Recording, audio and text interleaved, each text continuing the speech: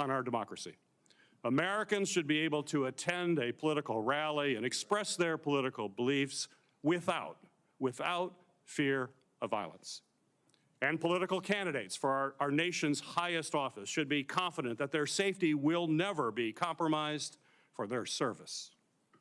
And although we're still learning about the shooter's motive, this attack was a shocking reminder that the threat of political violence is alive and well in our country.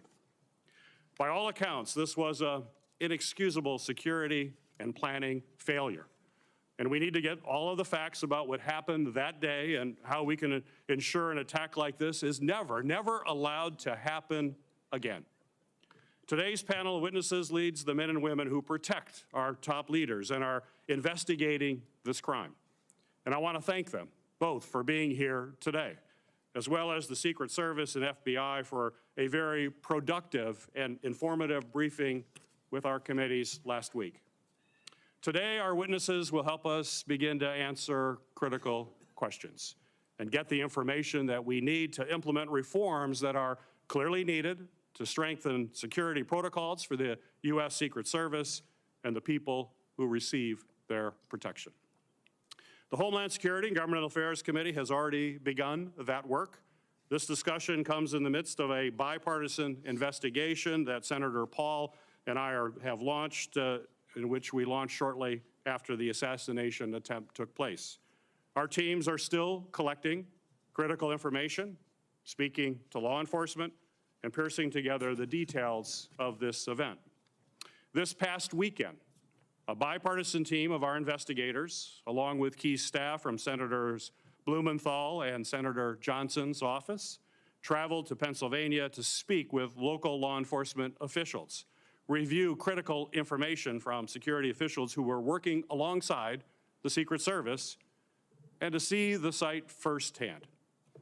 And I want to thank the incredibly brave local law enforcement officers in and around Butler County who responded that afternoon and who met with my staff this past weekend. They have helped to answer tough questions, as well as discuss in detail how the event actually unfolded. I also want to thank the owners of Butler Country Farm Show and the American Glass Research for allowing my staff and law enforcement to walk the grounds and examine the roof of the building the gunman was able to assess. We greatly appreciate your assistance.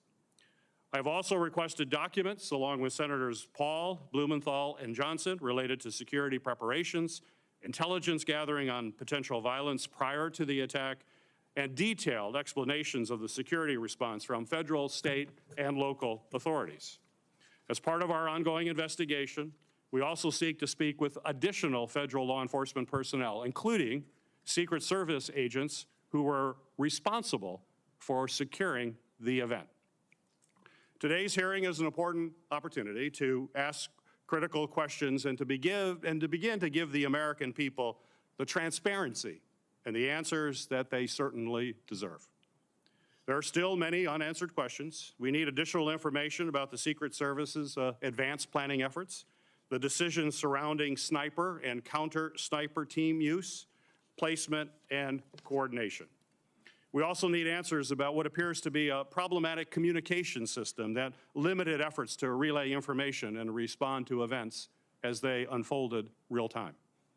And while today is focused on asking difficult questions about what went wrong, I also want to thank the men and women of the Secret Service who in an instant will lay their lives on the line to protect our nation's leaders. They have incredibly challenging jobs, and they must continue their mission no matter what our hearing and investigation reveals. I'm also grateful to our Senate Judiciary Committee colleagues for joining us in this important discussion. Given their key role in oversight of both of the agencies represented before us today, and it's very clear that the U.S. Senate is focused on a productive conversation that will generate real answers and real reforms. And I appreciate all the work from members of both of our committees to help us achieve this absolutely essential goal. I would now like to recognize Ranking Member Paul for his opening remarks.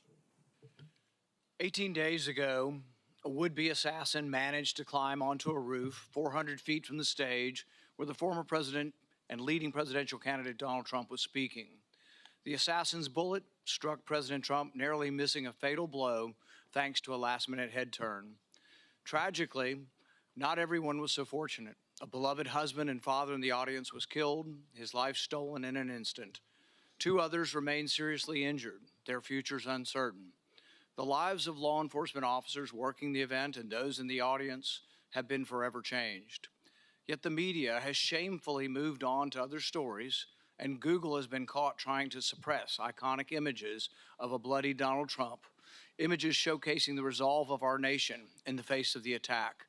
But the American people have not forgotten, and we will not forget. There is no question that this was a monumental failure by the Secret Service. They had one job, and they failed. We know that. What remains unclear is who specifically failed, how they failed, and what must be done to ensure that something like this never happens again. America deserves to know that those responsible for this failure are frankly not going to be in charge of securing the upcoming Democrat National Convention. We need to know that someone's been placed on suspension, that someone won't be in charge of the next Donald Trump rally. Now, I was encouraged to hear that the acting director, Rowe, has initiated a disciplinary investigation in addition to the ongoing Secret Service policy review. This is an important step. However, real accountability will require a comprehensive examination of all the facts, which still remain unclear. This past Friday, my investigative team went to Pennsylvania to meet with local law enforcement and document the scene. One of the concerning things my team was told is that no one from Secret Service has talked to them since the shooting. I don't know how an investigation into what failed can be conducted without talking to the officers and agencies who were relied upon to do much of the work. Many questions remain unanswered about the planning and performance of security for July 13th. While a host of errors led to this security disaster, we now know local enforcement officers were suspicious of the shooter 90 minutes in advance of the shooting. There are 2 glaring issues we need to focus on. First, why were the AGR grounds and the roof left unattended? Why was the AGR building, the shooter's perch, left outside the perimeter? Local law enforcement told my staff that they specifically flagged the vulnerability of the building to the Secret Service and were told that it would be taken care of. Clearly, these vulnerabilities were not addressed. Second, why was Donald Trump allowed to take the stage, and why wasn't he removed from the stage when a suspicious individual was taking increasingly suspicious activities? Over 20 minutes before President Trump began his speech, the Secret Service Command Center had been made aware of an individual with a rangefinder. At least 10 minutes before it was confirmed, the Secret Service's counter-sniper team had been made aware of the suspicious subject and provided a photograph and a detailed description. Why was the event not delayed until the individual was found and checked out? Interviews with local law enforcement paint a different picture in critical places from what we have been told by the Secret Service in other briefings. Now we need to hear from the Secret Service agents responsible for security that day. Our committee has formally requested interviews with those agents, but we have not yet been allowed to speak to them. I expect Director Rowe today to tell us when we will be allowed to talk to these people. Finally, let me close with this. Grave mistakes were made on July 13th, but that does not take away from the bravery of dozens of federal, state, and local officers that day. We are grateful for their sacrifices and professionalism. They deserve the truth now also. It is our duty and our utmost responsibility to ensure that we learn from this failure and hold those responsible accountable. I would now like to recognize Chairman Durbin of the Senate Judiciary Committee for his opening remarks. Thank you, Senator Peters. This is a rare joint meeting of the 2 committees, but we have matching jurisdiction, and I think it's the most efficient way to get to the truth. So thank you for letting us join you today. We've all seen the movies. We've read the books. The international assassin with sophisticated technology, elaborate plans, well-honed skills, sets out to kill a leading political figure in the United States. But how does that match the reality of what happened in Butler, Pennsylvania, when a 20-year-old introverted college student outsmarted one of the most sophisticated American law enforcement agencies in history, came within an inch of killing a former president of the United States? That's why we gathered today to ask these hard questions. There's more to this story and other aspects that we ought to consider as well. We cannot lose sight of the factor that contributed to the violence on July 13th. Widespread, easy access to AR-15 military-style rifles. While we rely on the Secret Service to protect elected officials, we must acknowledge the unique challenges they face in light of the proliferation of weapons of war on our street. Pennsylvania, like many states, allows individuals to openly carry a loaded rifle without a permit. To make matters worse, assault rifles can easily be purchased from unlicensed dealers without a background check because of dangerous loopholes in our gun laws. This same kind of firearm has been used to carry out mass shootings in Newtown, Uvalde, Las Vegas, and Highland Park, Illinois, killing dozens of children and adults and injuring many more. Looking across this dais, I recognize we have our differences on many issues. But when it comes to the protection of the president and presidential candidates, we should stand united. We know that protecting our elected officials is essential to a functioning democracy. I hope this hearing can be an example of how we will work together on a bipartisan basis to not only understand this shocking event, but to ensure it never happens again. We must do this without the incendiary language and conspiracy mongering that too often dominates our political discourse today. Ongoing investigations by the Secret Service and the FBI are critical, but Congress, the victims' families, and the American people deserve transparency and accountability now. I'll now turn to my partner on the Judiciary Committee, Ranking Member Lindsey Graham. Thank you, Mr. Chairman. Several of us are from the military, have a military background. If this happened in the military, a lot of people would be fired. And if a lot of people are not fired, the system failed yet again.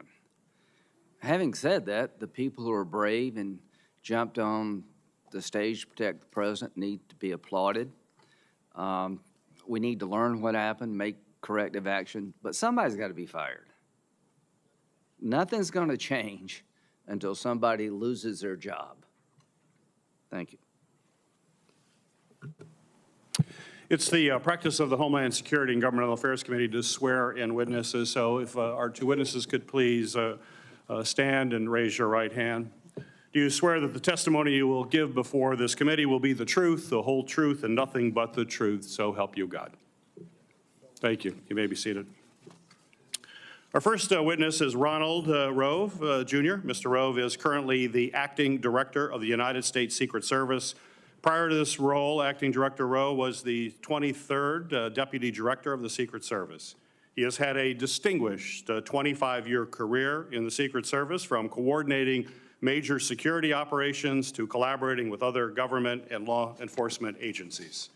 Additionally, he has served as the Chief of Staff to the Director, as Deputy Assistant Director for the Office of Protective Operations, and as Deputy Assistant Director for the Office of Intergovernmental and Legislative Affairs.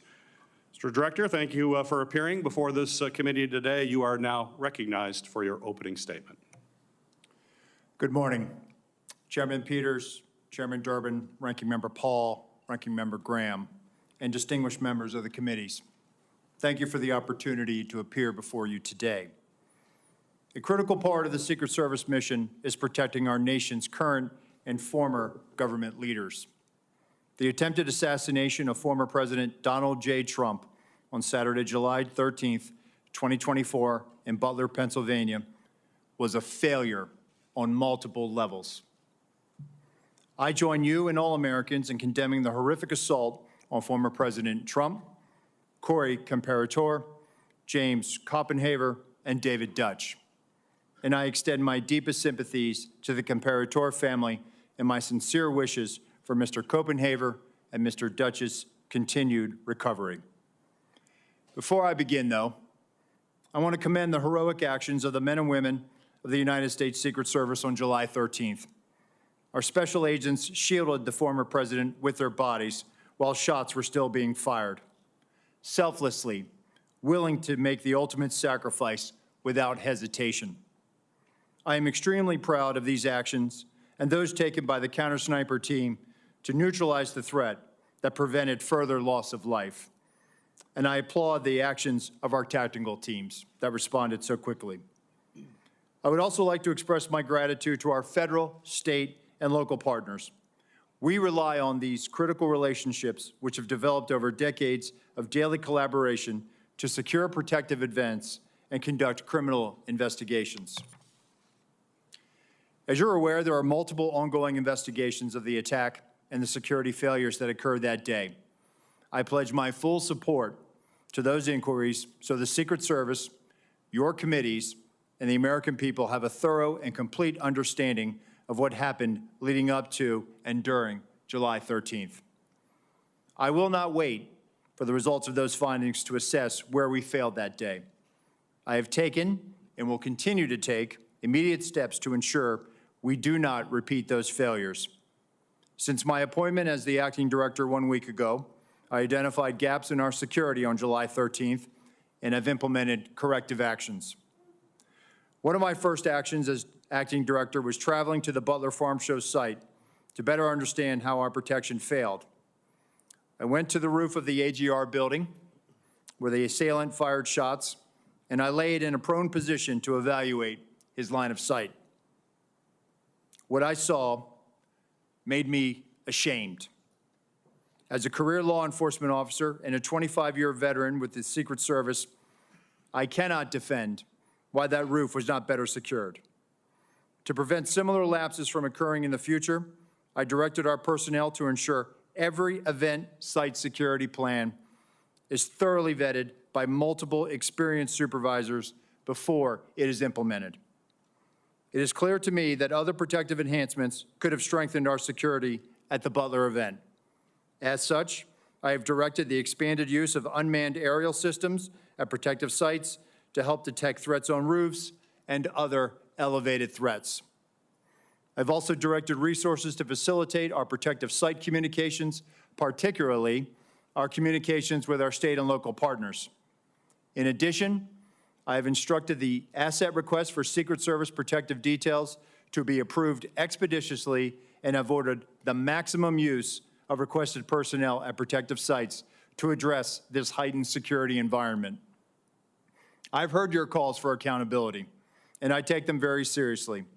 And given the magnitude of this failure, the Secret Service's Office of Professional Responsibility is reviewing the actions and decision-making of Secret Service personnel in the lead up to and on the day of the attack. If this investigation reveals that Secret Service employees violated agency protocols, those employees will be held accountable to our disciplinary process. With respect to congressional investigations and requests for information, I instructed my staff to provide full cooperation and respond expeditiously on a continuing basis to ensure you have the information you need to conduct your critical oversight. In my testimony before you today, I will provide details on the Secret Service's advanced security planning for the Butler Farm Show site. Facts as we know them regarding the incident itself, known breakdowns in executing the security plan, and corrective actions that the agency is taking to ensure that nothing like this happens again. But I do not believe that inadequate time to plan for this event was a factor in the failure. As you saw in my written statement, I am prepared to provide an overview of the security planning leading up to and during the July 13th attack.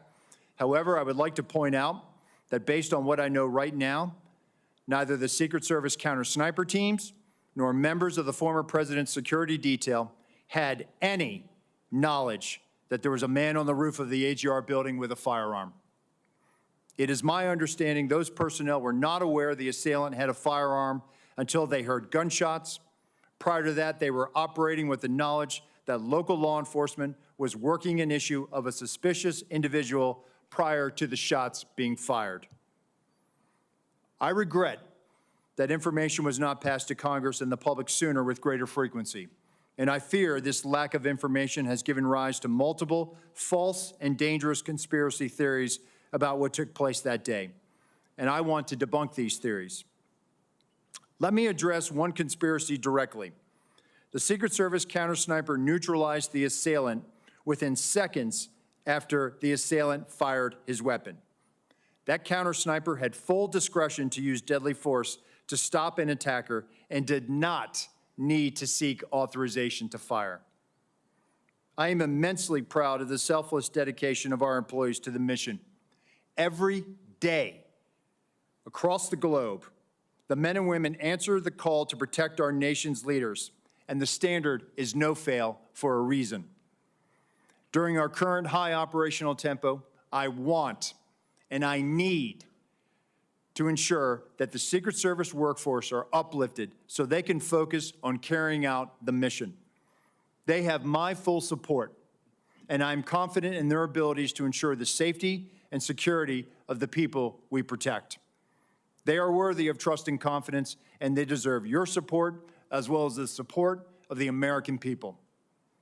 Chairman Peters, Chairman Durbin, Ranking Member Paul, Ranking Member Graham, and members of the committees, thank you for the opportunity to testify at this joint hearing. I will submit the remainder of my statement for the record, and I will answer your questions. Thank you, Mr. O. Our second witness is Paul Abate. Mr. Abate is the Deputy Director of the Federal Bureau of Investigation at the Department of Justice. In this role, Deputy Director Abate oversees all FBI domestic and international investigative and intelligence activities. Prior to his appointment as Deputy Director, he has had a distinguished 3 decades within the FBI leading counterterrorism efforts, and most recently as the Associate Deputy Director of the FBI, where he's responsible for the management of all FBI personnel, budget, administration, as well as infrastructure. Mr. Abate, thank you for appearing before the committee here today. You are recognized for your opening remarks. Thank you, sir. Good morning, Chairman Peters and Durbin, Ranking Members Paul and Graham, and distinguished members of the committee. It is a privilege to appear before you today to discuss the FBI's investigation of the attempted assassination of former President Trump on July 13th in Butler, Pennsylvania. Before going further, I want to again offer my and our condolences to the victims of this heinous attack, to the family and loved ones of heroic firefighter and father Corey Comparator, to Mr. Dutch, to Mr. Koppenhaver, who continue to recover, and to former President Trump, who was also struck by a bullet fired from the shooter's rifle. Our thoughts and prayers are with each of them and their families and loved ones. Within minutes of the attack, the FBI field office in Pittsburgh, Pennsylvania, received notification of the assassination attempt and responded to the scene immediately with a surge of resources, quickly moving forward on the investigation. From the outset, the FBI has been investigating this attack as an assassination attempt and an act of domestic terrorism. Our team continues to conduct a full, thorough, and objective investigation, and will continue to follow all leads and avenues of investigation to logical conclusion, leaving no stone unturned. While it's not typical to provide details of an ongoing investigation, this, as we all know, is an extraordinarily tragic set of circumstances of the utmost national importance, making it essential to inform the American public and Congress what is known right now with full transparency. The investigation remains focused, of course, on determining motive, identifying any potential co-conspirators or others with knowledge of the attack, and building out a timeline of shooter Thomas Crook's actions in advance of and during the attack. Thus far, though absolutely nothing has been ruled out, the investigation has not identified a motive, nor any co-conspirators or others with advanced knowledge. To date, the FBI team has conducted more than 460 interviews, executed search warrants, including at the shooter's residence, and seized electronic media to include phones, laptops, hard drives, and thumb drives. Legal process has been issued to dozens of companies, and we've received more than 2,000 tips from the public. The full resources of the FBI have been brought to bear in furtherance of the investigation. Agents, analysts, professional staff, experts. I've personally visited the site of this horrific attack and seen firsthand the work of FBI Pittsburgh and our partners on the front line, and want to thank all involved for their ongoing and tireless efforts to get the answers that we need and to deliver justice. Specialized resources deployed included evidence response teams, victim services specialists, laboratory and operational technology division resources to process physical and digital evidence, a shooting reconstruction team. Additionally, our explosive experts have analyzed the 3 IEDs recovered, 2 from the shooter's vehicle, 1 from the family residence. And our behavioral analysis unit, importantly, is helping to build a profile of the shooter to include his mental state. Next, I want to provide a brief highlighted overview of the timeline that has been established to date through witness interviews and other information. Again, this is our understanding at present and is subject to change and further refinement as more facts are collected. On July 3rd, the rally in Butler, Pennsylvania was announced. On July 6th, the shooter registered to attend the rally and performed a search for, quote, how far was Oswald from Kennedy? On July 7th, the shooter traveled from his home to the Butler Farm Show grounds and remained there for approximately 20 minutes. We assess this shows advanced planning and reconnaissance on his part. On July 12th, the shooter traveled from his home to the Clairton Sportsman Club, where he practiced shooting. On the morning of July 13th, at approximately 10 a.m., the shooter returned to the farm show grounds and remained there for about 70 minutes before returning home again. At approximately 1:30 p.m., while at the residence, the shooter's father gave him a rifle for the purpose, he believed, of going back to the Sportsman Club. About 25 minutes later, the shooter purchased ammunition while en route to the Butler Farm Show grounds. The subject then arrived at the scene and was moving around the farm show grounds close to the American Glass Research AGR building, from which he ultimately committed the attack. Shortly thereafter, at approximately 3:51 p.m., the shooter flew a drone approximately 200 yards from the farm show grounds for about 11 minutes. The drone and controller were later found in the subject's car. Analysis has not revealed any photos or video taken by the drone, but we can confirm that he was live streaming at the time and would have been able to view it on his controller. The first reported sighting of the shooter by local law enforcement was at approximately 4:26 p.m. At approximately 5:10 p.m., the shooter was again identified by local law enforcement as a suspicious person around the AGR building. And at approximately 5:14 p.m., a local SWAT operator took a photo of the shooter. At about 5:32 p.m., local SWAT observed the shooter next to the AGR building using his phone, browsing news sites, and with a rangefinder. At approximately 5:38 p.m., the photo of the shooter taken earlier was sent to local SWAT operators in a text message group.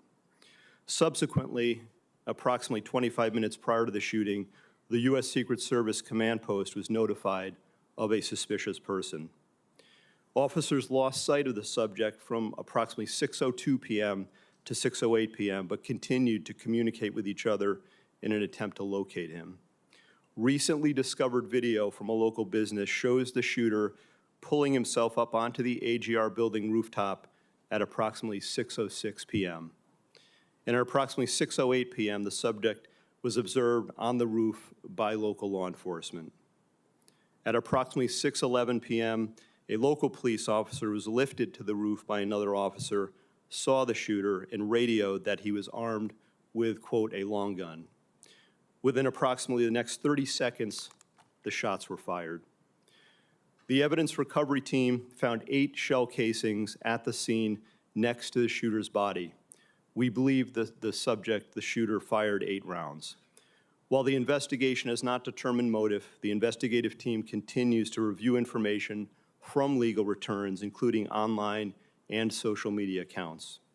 Something just very recently uncovered that I want to share is a social media account which is believed to be associated with the shooter in about the 2019-2020 timeframe. There were over 700 comments posted from this account. Some of these comments, if ultimately attributable to the shooter, appear to reflect anti-Semitic and anti-immigration themes, to espouse political violence, and are described as extreme in nature. While the investigative team is still working to verify this account to determine if it did in fact belong to the shooter, we believe it important to share and note it today, particularly given the general absence of other information to date from social media and other sources of information that reflect on the shooter's potential motive and mindset. These are the facts, in part, that the investigation has revealed to date. While the shooter is dead, our work is very much ongoing and urgent. Thank you, and I look forward to answering any and all questions. Thank you, Mr. Abaid. We'll now proceed. Chairman Durbin and Ranking Member Graham will ask the first 2 questions. I will then ask question Ranking Member Paul, and then after that we will alternate between members of the Judiciary, recognized by Chairman Durbin and members of the Homeland Security Committee recognized by me. With that, Senator Durbin, you're recognized for your questions. Thank you, Senator Peters. I would like to begin by making a statement. It's not in the form of a question, and you'll understand why when I say it. In 20 days, we're going to start the Democratic National Convention in Chicago. I have been briefed by the law enforcement agencies plans for security for that event. Tens of thousands of people will be there, including some of the highest-ranking politicians in the United States. I trust that both of your agencies can answer in the affirmative if I ask you whether you're actively engaged in working with the development of security plan, taking into consideration the lessons of July 13th. Senator, that is 100% yes from the Secret Service. Yes, from the FBI as well, sir. We've been working on this for well over a year in preparation. I'm not going to ask for details for obvious reasons, but I do want to ask a question about the Secret Service staffing. Congress has nearly doubled the budget for the Secret Service over the last 10 years, from $1.8 billion in fiscal year 2014 to $3 billion in fiscal year 2024.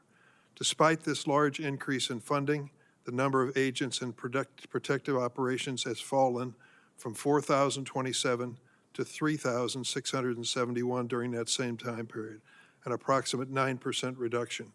Acting Director Rowe, what accounts for protective operations losing 356 agents over the past 10 years? So, Senator, with respect to where we are today on staffing, and then I'll address the 10-year where we were. In this year alone, we are going to end the year on the positive of 200-plus agents. That's the first time in a number of years that we've been able to do that. Part of that was gaining some efficiencies in our hiring process. But what I want to re-emphasize is that we have not dropped standards. Only 2% of every applicant actually makes it through the hiring process. We are filling our classes at the Federal Law Enforcement Training Center, and we are doing this ramp up as part of what lies ahead of us with the LA Olympics in 2028. With respect to what has happened in years prior, this is a difficult and challenging job, being a Secret Service agent. Living your life by somebody else's schedule, constantly away from your family, constantly having to meet increased operational and investigative demands, which we gladly do. But it's not for everyone. And I think there are times where people have to make tough choices and they decide to leave the agency. But that doesn't mean that they were any less of an agent or that they weren't committed to the mission, because we are all committed to being patriots and serving our country and protecting our nation's highest leaders. I think there was a variety of factors. Some of it was the pandemic. Some of it was the economy or other opportunities. We have people that are very skilled in cyber that often leave the job. Some of the protective skills that they acquire are also in demand in the private sector. But some of the mechanisms that we've put in place just in the last year is also retaining our workforce. And that's what we are focused on right now. The Government Accountability Office has determined that restaffing from these losses have been slowed due to a number of factors, including the years-long background checks for prospective agents and the assignments agents must work through before being assigned to protection. Given these constraints, what steps have you taken to improve recruitment? So we're actually putting out targeted recruitment opportunities. So we've just recently put it out for within our uniform division for our counter sniper unit, our hazardous agent medical emergency response unit, our counter assault team on the special agent side. So we're actually trying to gather the best and the brightest. And I will tell you that we are having great success with a lot of these vacancies. But what I want to reiterate is that, for example, on the counter assault vacancy, we had 700 applicants that applied for this.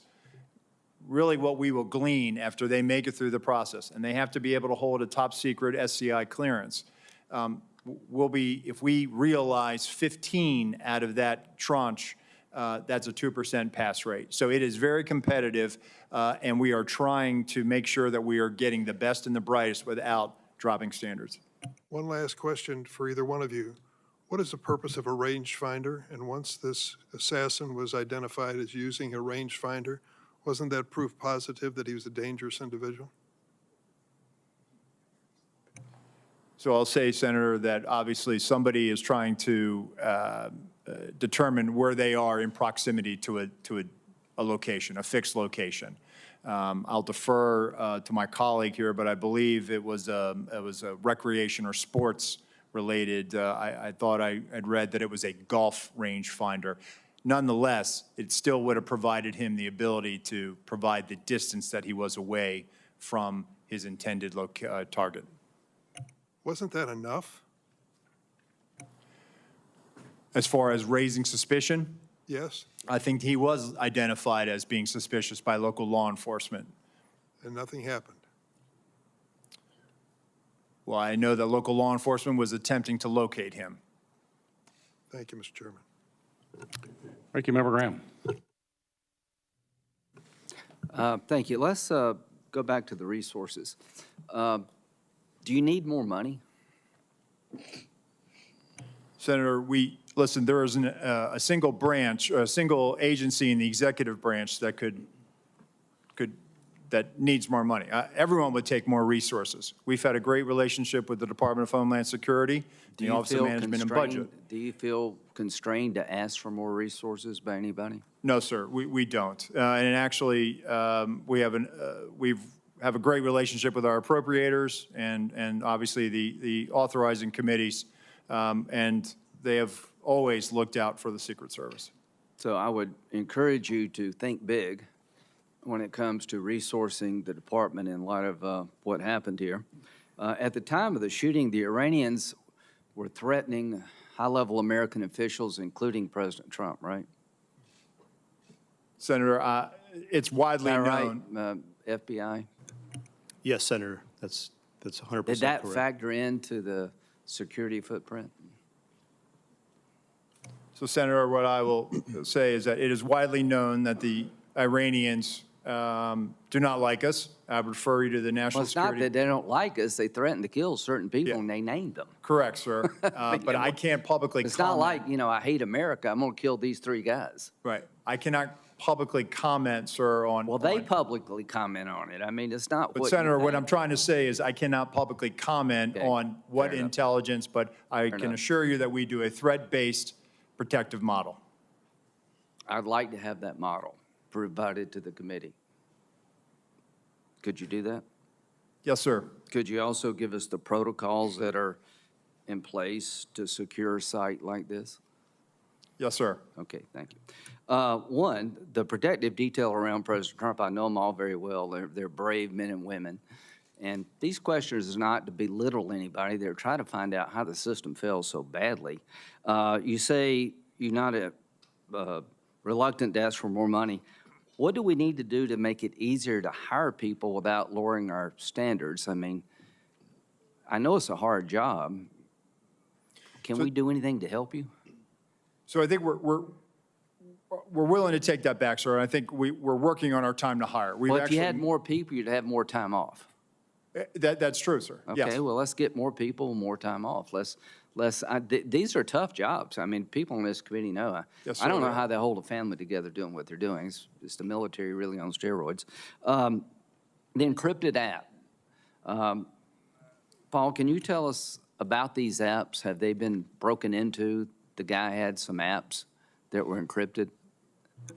I think we've experienced a range of returns on this. Some of the applications that he was using online were encrypted in nature. Some of the email accounts. Have we that he broken was, into them?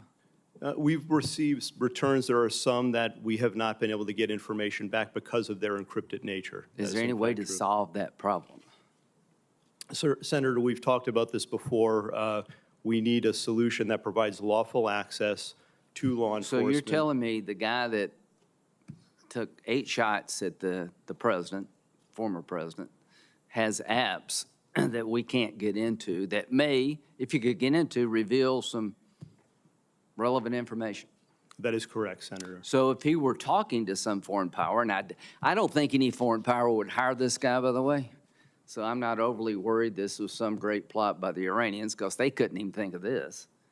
However, there could come a day where something like this is very important. How do we solve this problem?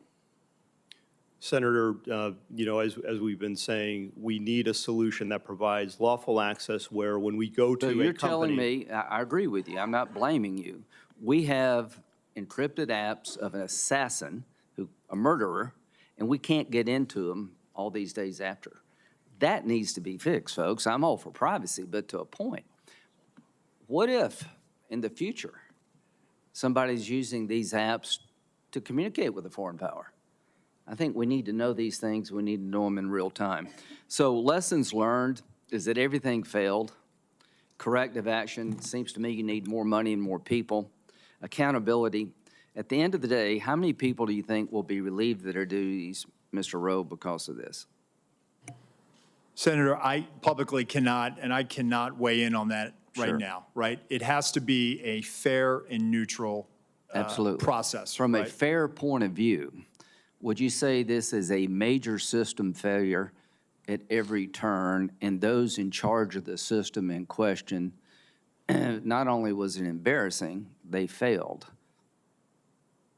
So Senator, again, if there were policy violations, those individuals will be held accountable and they will be subject Just to our send us the table of policies penalties. if you could.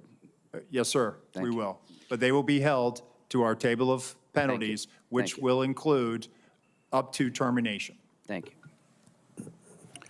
Director Rowe, in your testimony here today, as well as in your written testimony, you said very, very clearly that you can't defend why that building with the shooter on top of it was not better covered. You were very clear. You cannot defend that. So my question to you is, my understanding is that there's a detailed site survey that is done prior to an event to identify potential threat points. So talk to me about that site survey. I'm sure you've had a chance to look at it now after action. And how did that site survey get approved when it was so clear that that was a major threat from that building?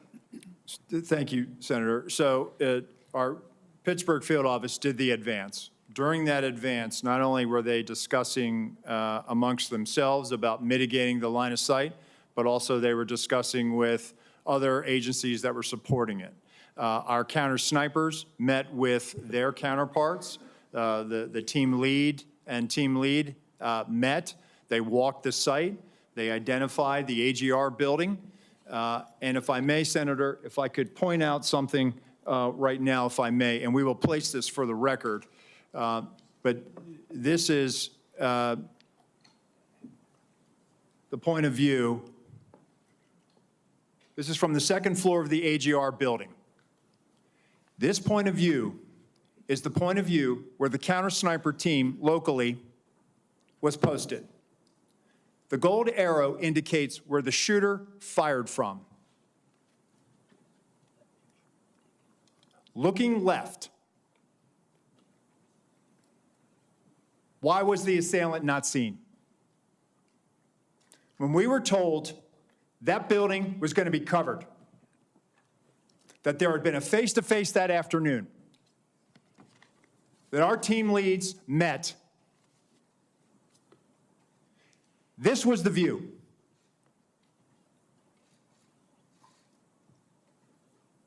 Let me show you another view, Senator. B.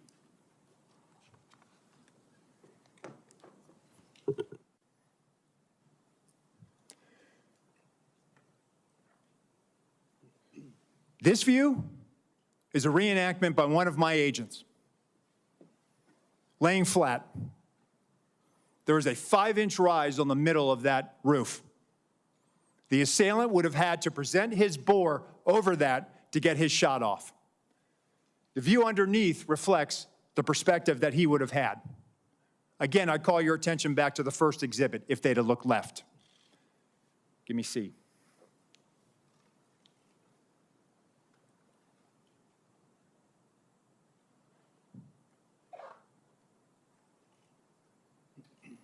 This is what our counter-sniper team saw. Shooter, no elbows.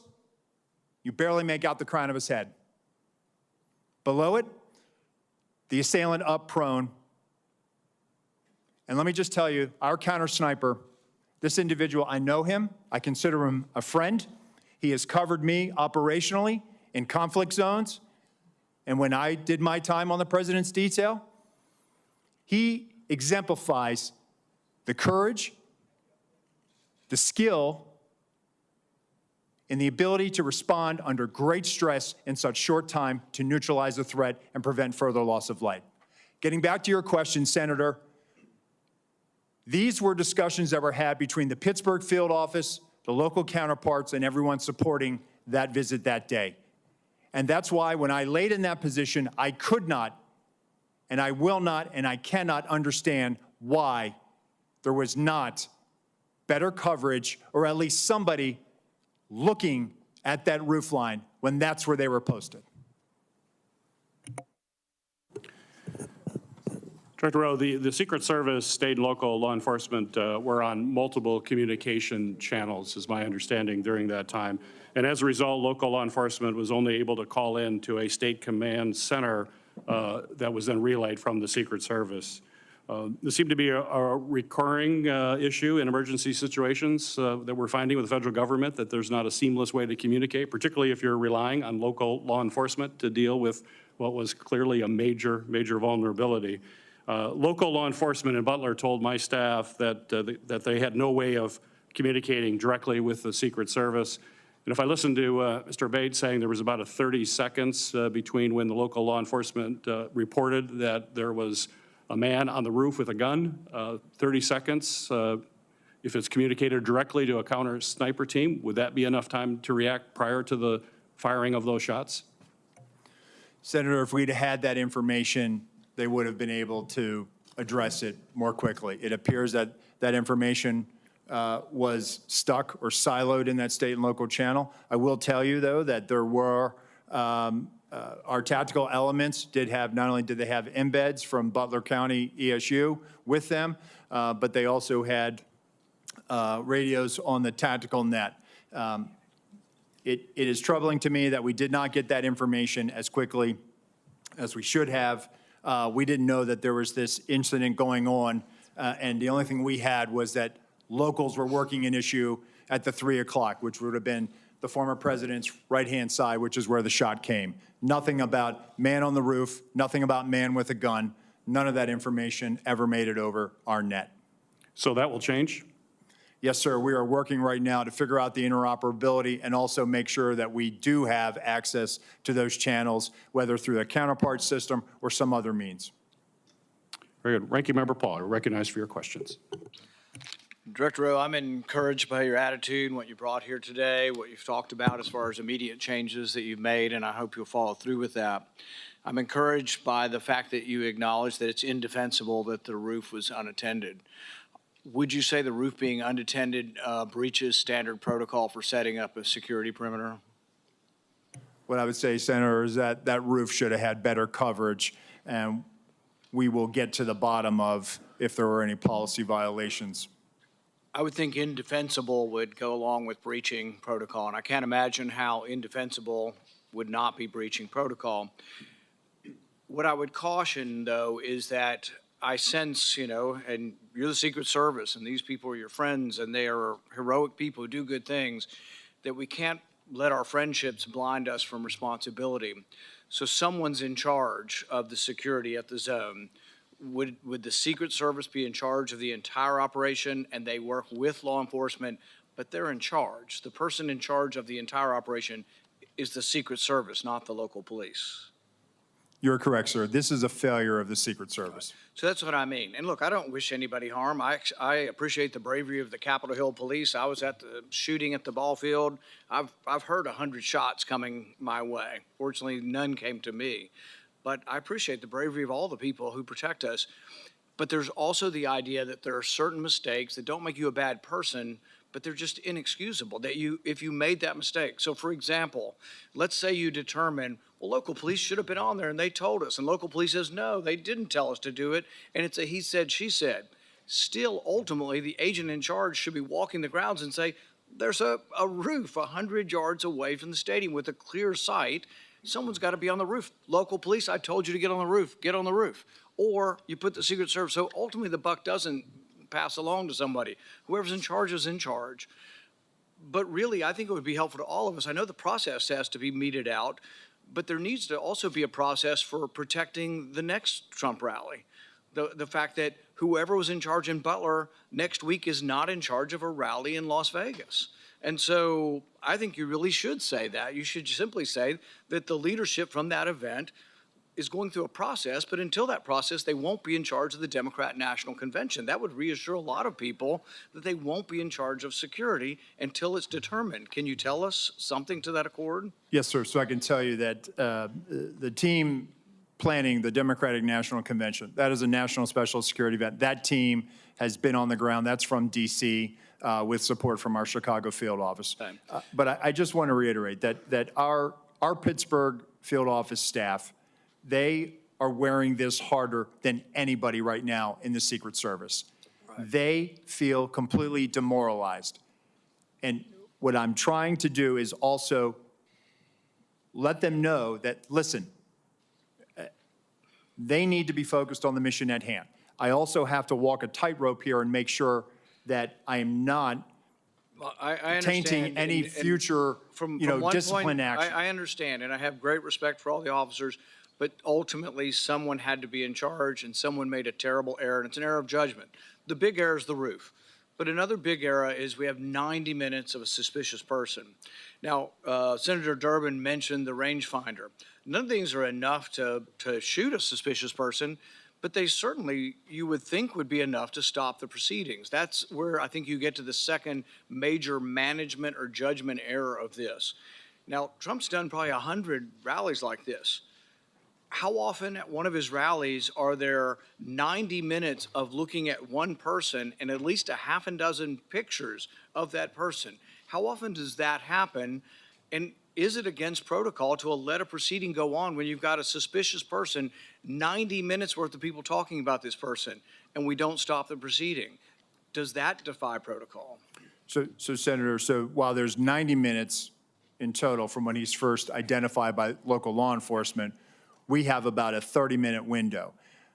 But at no time is there anything ever communicated about weapon or harm. And I think that's where the threat. A weapon, you shoot people with a weapon. Sure. Without a weapon, we're talking about people you stop and say, he had a backpack, which was probably big enough to have the AR-15 in it. In all likelihood, the backpack has the weapon in it.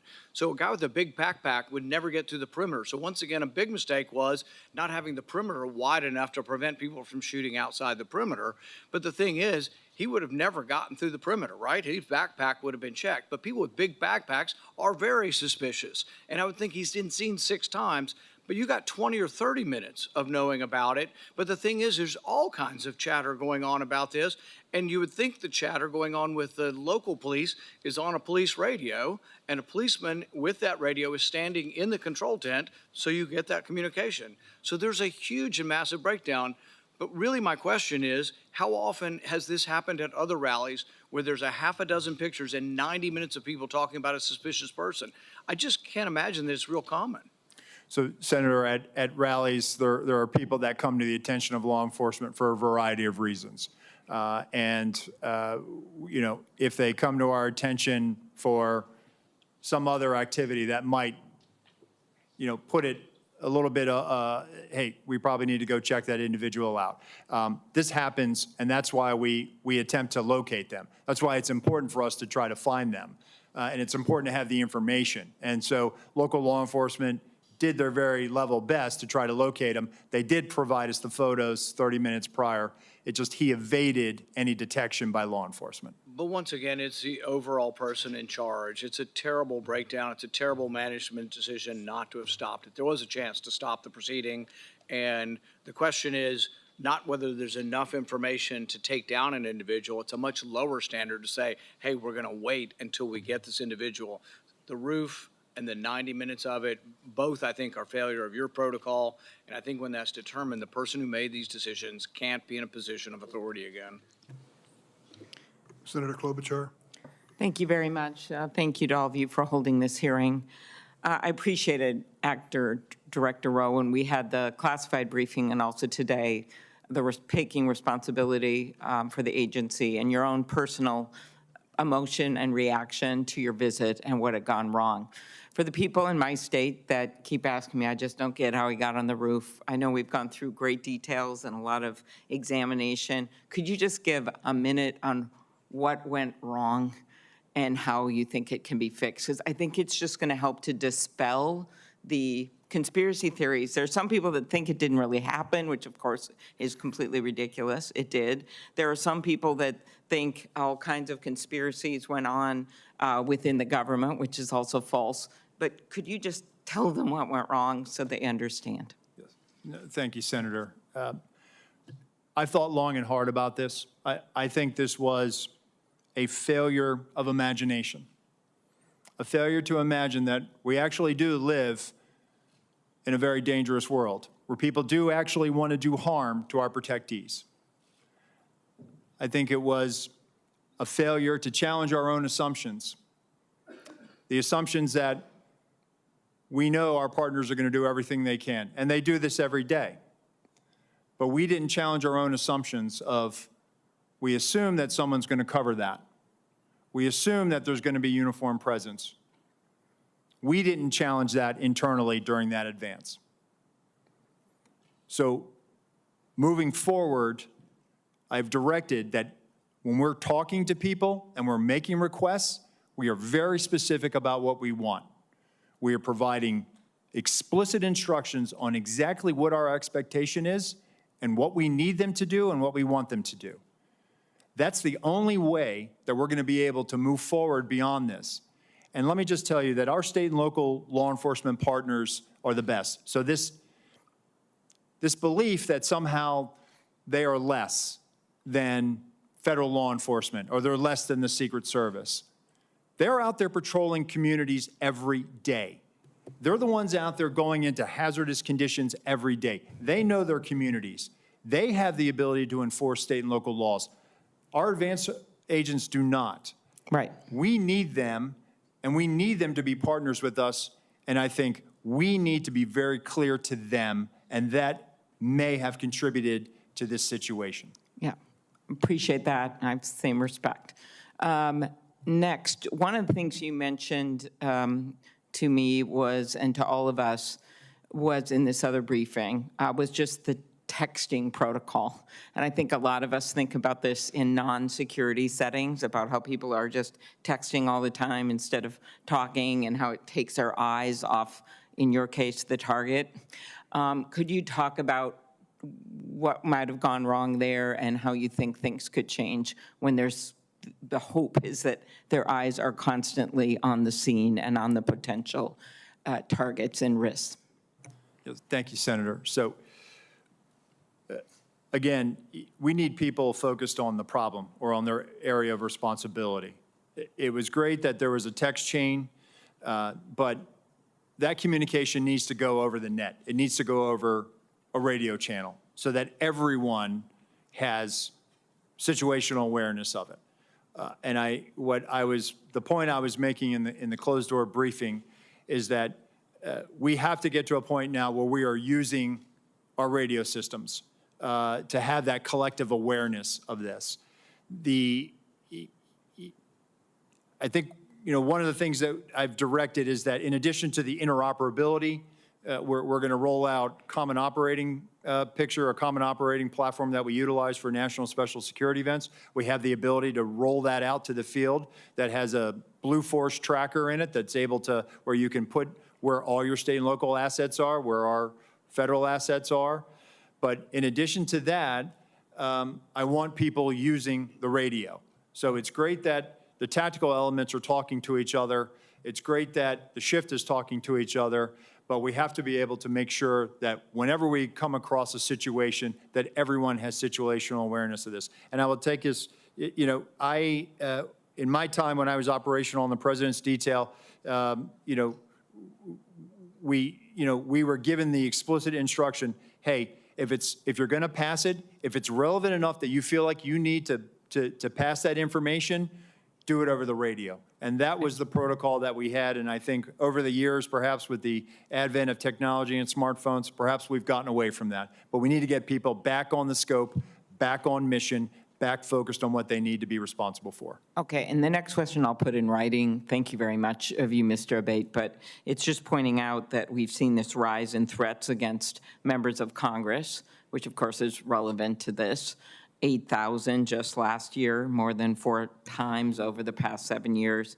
I'll want to ask you in writing about the steps that the Justice Department is taking to prioritize these cases. I know there's been some changes made. Yes, Senator, it's of our highest priority, and we're urgently working on it 24/7 every day to protect each and every one of you here. Appreciate it. Thank you, both of you. Senator Carper, recognized for your question. Thanks very much. Mr. Abate, thank you for joining us today. I have the privilege of representing Delaware, the first state to ratify the Constitution. We did that over 200 years ago, and the Constitution sort of outlines how we elect our leaders. And it changes with respect to technology over the years. But there's, for as long as we've been a country, threats to our leaders when they pursue elective office. We're going to be gathering, some of us will be gathering in Chicago in just a few weeks. Others will be gathering in other parts of the country to help make sure that what was adopted in that original Constitution is actually carried out faithfully. And it's just incredibly important that those who aspire to elective office and those who take on those challenges are protected, and their families are protected, as well as those who surround them. I share with my colleagues my prayers for those who have been killed or injured on July 13th. We're grateful that one of our presidential candidates is okay. But I have a question about what I can't get over how a 20-year-old loner could somehow outsmart two of the smartest federal agencies and state agencies and law enforcement with an odds of like 1,000 to 1, and be able to almost pull this off. It just blows my mind. Hopefully we'll get to the truth and all of that. I'm a Navy guy. I spent many years of my life in the Navy. I learned as a midshipman that when the ship runs aground at sea, the commanding officer is held responsible. Whether the commanding officer is awake, asleep, at the helm, but the commanding officer is held responsible. And I think we have to make, at the end of the day, I'm not interested in a blame game, but I'm sure interested in finding out who was responsible and making sure that they account for their responsibility. My question is, what policies are currently in place to facilitate real-time information sharing between the Secret Service and local law enforcement during an event?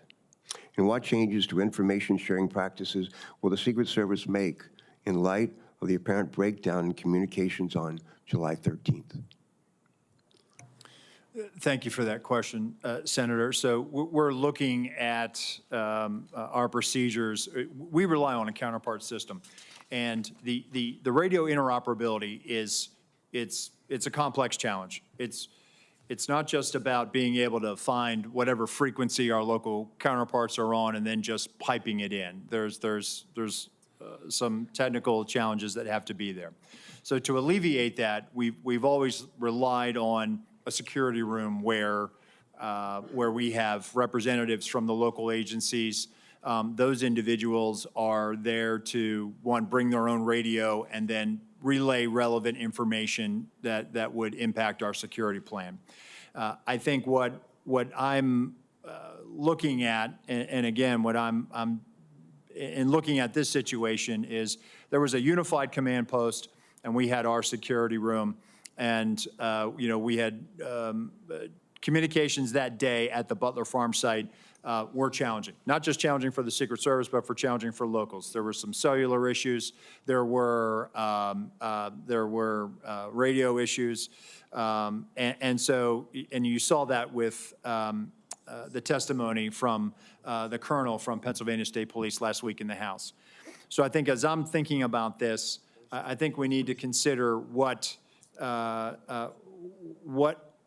is our model moving forward? And I think we need to be where the greatest amount of partners are when that information is being discussed.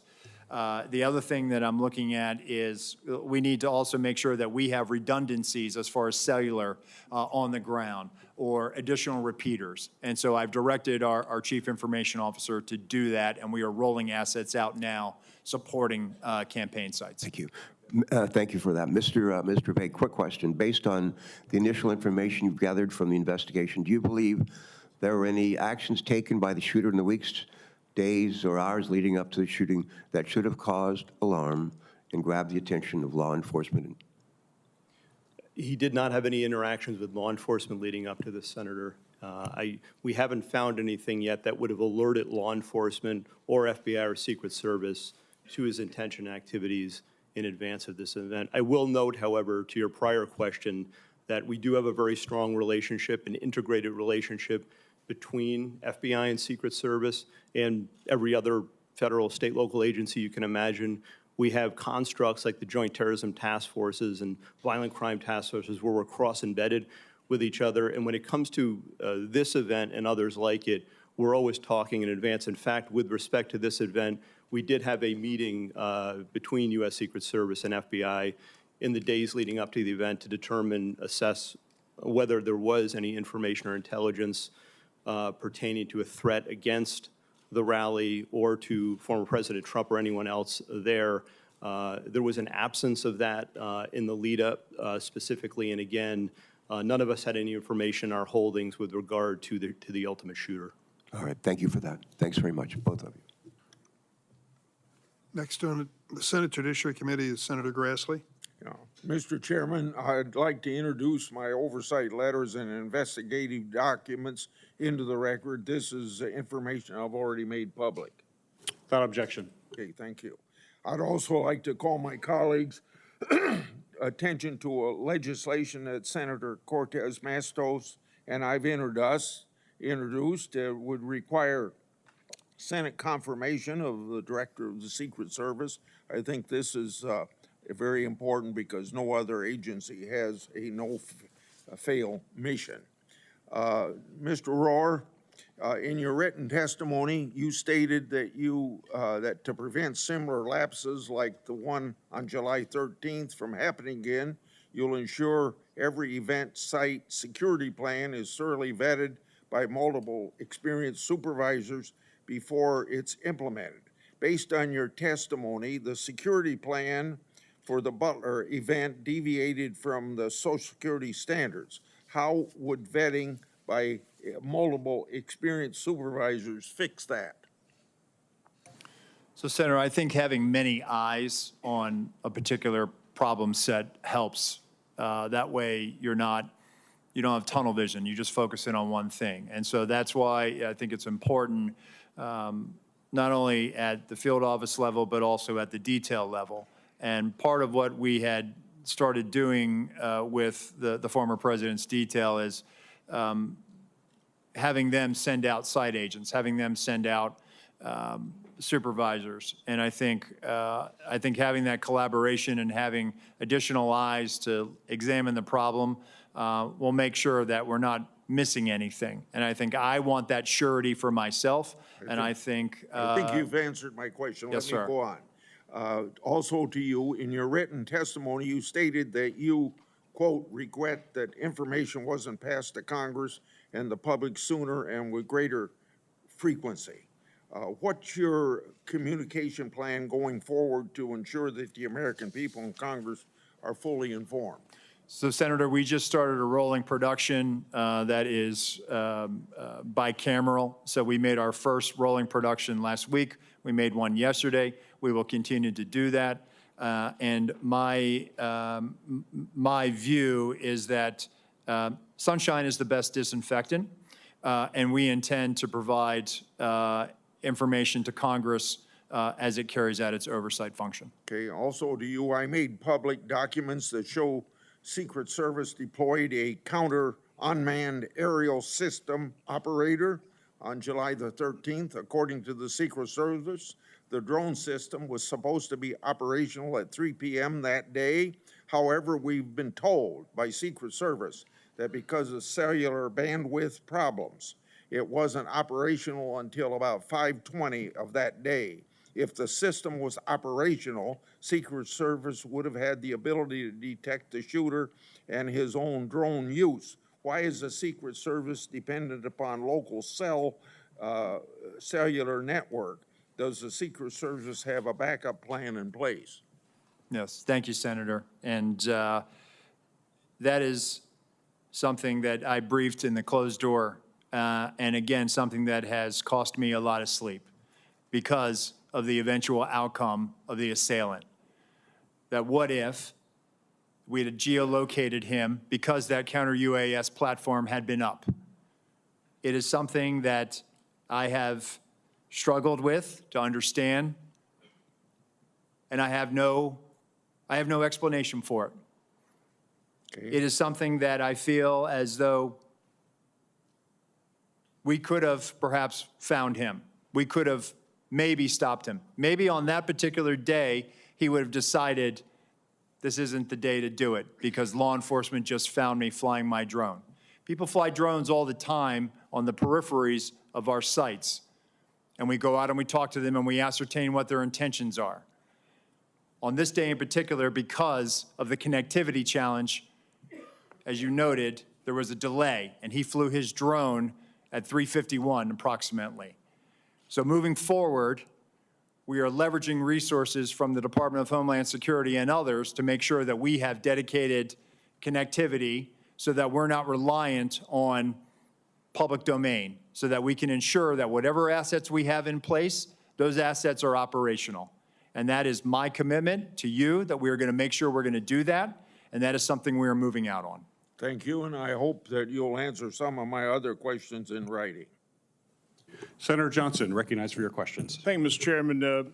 Acting Director Rowe, in our secure briefing last week, I made the point that if you don't want conspiracy theories to spread, you need to provide information. You know, I appreciate these photos today. These things could have been released literally within days, and a whole lot more information as well. So Congress needs to provide oversight. We don't have certain investigatory tools like you have, but what we can do is do interviews. So Acting Director Rowe, did you receive our letter from July 25th requesting interviews with 13 individuals of the Secret Service? We are in receipt of that letter, Senator. And I don't know, Deputy Director Abate, have you seen that letter as well? Do you know who we're requesting interviews with? Senator, I have not seen Okay. the letter. Do you know whether those individuals submitted to interviews with the FBI, Acting Director Rowe? We're in the process. Those employees are being interviewed if they have not already been interviewed, sir. Are those interviews being transcribed? The FBI interviews, sir? Yes. Well, we have 302s on those. Yes, Senator, we will. Okay, when will Congress get those 302s? When will we get those transcriptions of those interviews? Senator, I'll take that back and we'll get those to you as soon as possible. So Acting Director Rowe, when will those individuals be made available for Congress, for this committee to interview them? Senator, we'll make them available. How soon? Because memories are short, they can be influenced by events. We need these transcribed interviews as soon as possible. We will get that done, sir. Does the Secret Service use encrypted communications at events? On our radio nets, we do, sir. Are those memorialized? Are those saved? The radio traffic from Butler, we did not have recordings. Do you normally? Not on the road outside of D.C. or outside of a presidential or vice presidential stop. So communications between Secret Service agents will not be available like we've gotten the communications from local law enforcement. I'm sorry, Senator. So we're not going to be able to get those communications. You didn't save them, No, sir. which is very unfortunate. It is, sir. And moving forward, I've directed that we will now start recording those so that we will have them moving forward. And by the way, I'm going to ask for a number of things at the very end to be entered in the record, but one of my preliminary findings is that the Secret Service did not attend the 9 o'clock briefing the day of the event. In your testimony, you said that a site briefing was conducted with Secret Service personnel and law enforcement partners supporting the event. Those both can't be true. So local law enforcement do not believe Secret Service was present at the 9 o'clock briefing. Were they or were they not? So, Senator, with respect to the snipers that went on national television and gave an interview and said that they did not get a briefing from the Secret Service, they were supporting through mutual aid, and our personnel briefed the tactical team leader that had was leading that element that was providing this counter sniper. Acting Director Rowe, you said that the Secret Service provides explicit instructions to the locals. Were explicit instructions provided to cover the roof of the AGR building and locals just not follow it, or were those explicit instructions not provided? It's my understanding what was communicated is that the locals had a plan and that they had been there before. So an awful lot of the chatter on social media has to do with is there partisanship in the Secret Service, providing coverage for some individuals and none for others, about Secret Service coverage or additional coverage enhancements being denied. Was there ever requested additional coverage for Mar-a-Lago? Senator, we have provided additional resources to the Mar-a-Lago residents. Was coverage asked for and denied ever?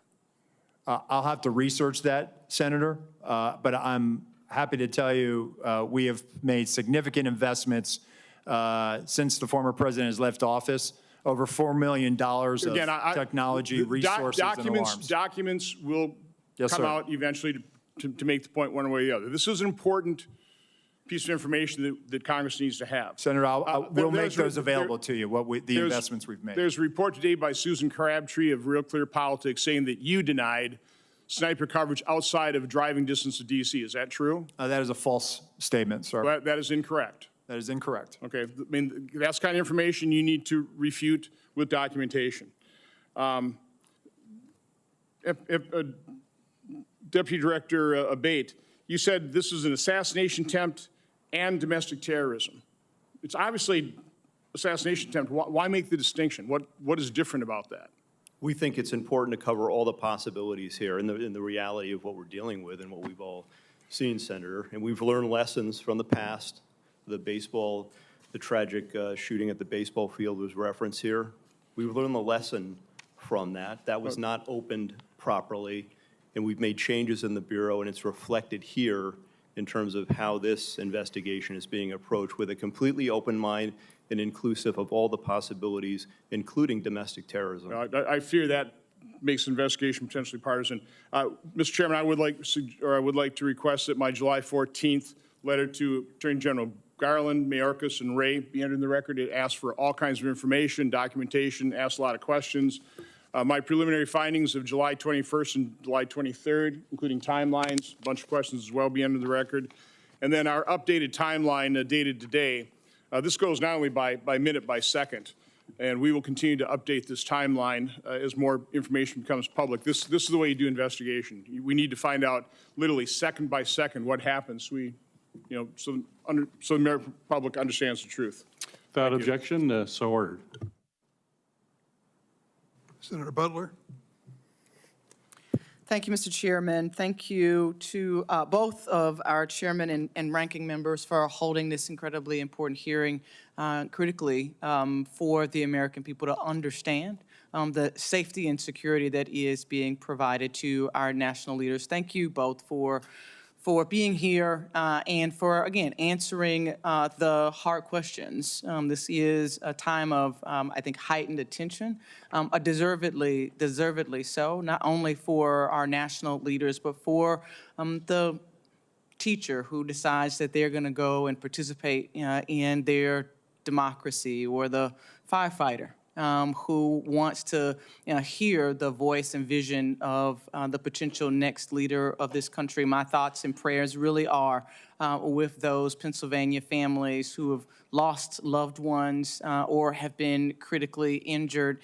As I offer my questions today, it would be in service to those, to preventing future incidents. But in the one question of looking backward to the event, on the 13th, Director Abate, can you just talk a little bit about how did Mr. Crooks, how was he able to get an AR-15 onto the roof of that building? Does your investigation illuminate anything that we have learned to help to make that point more clear? We don't have definitive evidence yet as to how he got the rifle up there. Based on everything that's been collected thus far, photos, video, eyewitness accounts, we do believe he likely had it in the backpack. Broken down in the backpack? We're still assessing that. Our laboratory has looked at the rifle itself and measured that against the backpack itself. And if placed in this backpack, it would extend outside. It would have been visible. We don't have anyone who observed him with the backpack with a rifle, a barrel, or other part of it sticking out of the backpack.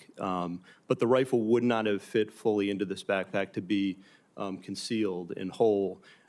We have video that was recently found of the shooter walking in a distance from his car just before 6 p.m., about 5:56, I believe. And based on everything we have, we assess that he returned to his vehicle at that time, got the backpack, and then proceeded back to the area and to the AGR building. And then he's observed, of course, on the roof just minutes later, holding the backpack in front of him. In fact, there's dash cam footage from a police vehicle that shows him briefly traversing the roof with the backpack in front of him.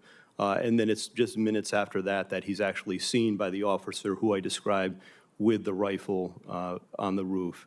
It's possible that he broke the rifle down, though we don't have conclusive evidence of that, and took it out of the bag on the roof in those moments before and reassembled it there. That's one of the theories we're looking at and working on right now. Thank you for that. You take me right, Acting Director Rowe. Thank you for your years of dedicated service and jumping in a hot time. But you take me right to this point of communication. There's been a lot of conversation about and even in your written and verbal testimony, you have talked a lot about the communication and the disparate nature in which it's happening across the different channels. One sort of foundational question that I have is, are all elements of an event communicated on the same channel?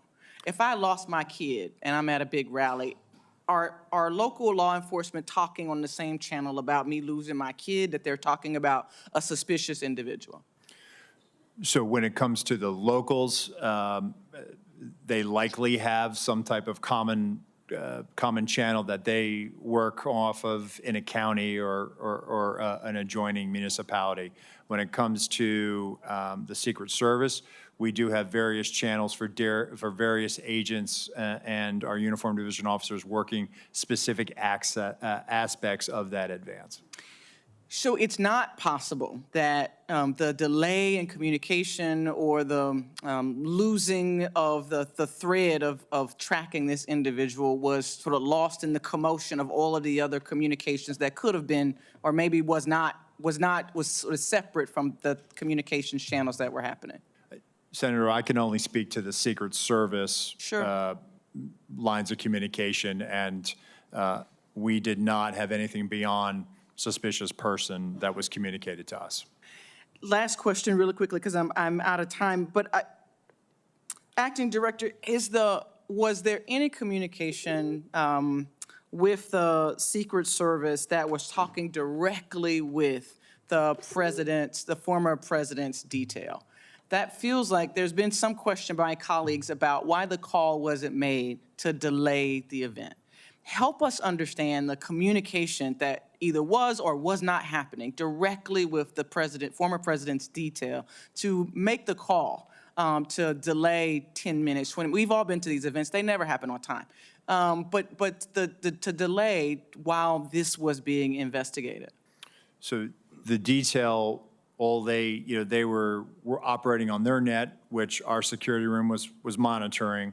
But again, having information of a suspicious individual. There were other calls that day of individuals that came to the attention of law enforcement, of people that needed medical attention. So it really, that particular, regarding the assailant, that never really rose to a level of we should not put him out there. Had we known that there was a dangerous individual out there, we would never let a protectee go out on stage. Thank you, Mr. Chairman. Senator Hassan, recognized for your questions. Well, thank you very much, Mr. Chairman. I want to thank you and Chairman Durman and the ranking members for holding this joint hearing today. And thank you to our witnesses, not only for being here, but for your careers of service to our country and to the men and women you lead. I am really grateful that former President Trump is safe and extend my sympathies to the family of Corey Comparateur, who was fatally shot at the rally, and my sympathies to everyone who was injured. On July 13th, major failures nearly led to the assassination of a presidential candidate who is also a former president of the United States. The Secret Service has to be fully transparent about how this happened and how it's going to change moving forward, understanding there's also a need to balance Congress's engagement in oversight with allowing law enforcement to conduct an ongoing criminal investigation. I want to thank the agents of the Secret Service for selflessly acting to protect elected officials and their families and our former presidents. We're grateful for their sacrifices and their service, and I want to thank all law enforcement, and particularly law enforcement officers and first responders who worked to minimize harm to the crowd on July 13th. Mr. Rowe, I want to start with you. New Hampshire hosts many political rallies. Protecting the speakers and attendees at these events requires extensive coordination between state and local law enforcement, the Secret Service staff, and obviously campaign event staff. As a former governor, I've experienced some of the challenges that this type of coordination can create, but we know that this coordination is really essential to public safety. It's clear that there were significant coordination failures on July 13th. You told us earlier that the local SWAT team told the Secret Service that local law enforcement had eyes on the AGR roof. But there are reports that members of a local SWAT team never met with the Secret Service in the days before the Butler rally. What steps does the Secret Service take prior to political rallies to ensure that the agency is effectively coordinating with the candidate security details, with state and local law enforcement, and with campaign event staff?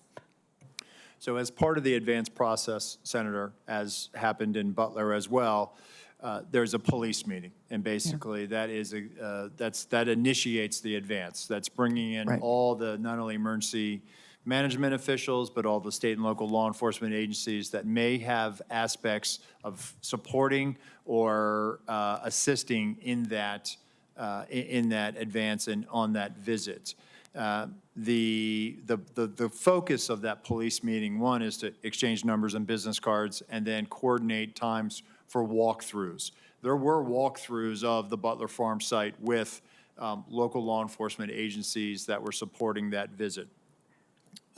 And that was directly as a result of having that police meeting to begin the process of figuring out, dividing up the labor areas of responsibility.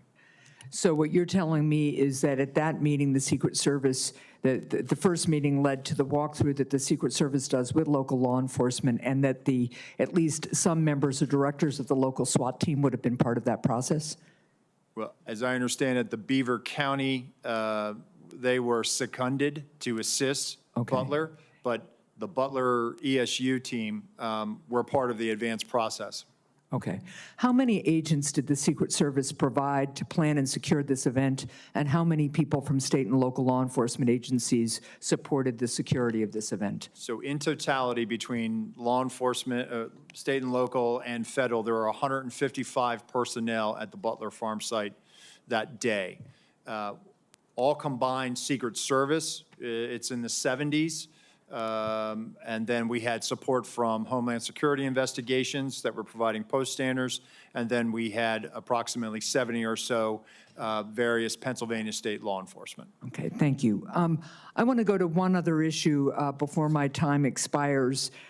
You've talked today and in our secure briefing about the interoperability of the Secret Service's counter-drone capability, that it failed early on, and so it didn't catch the drone flown over the site by the shooter.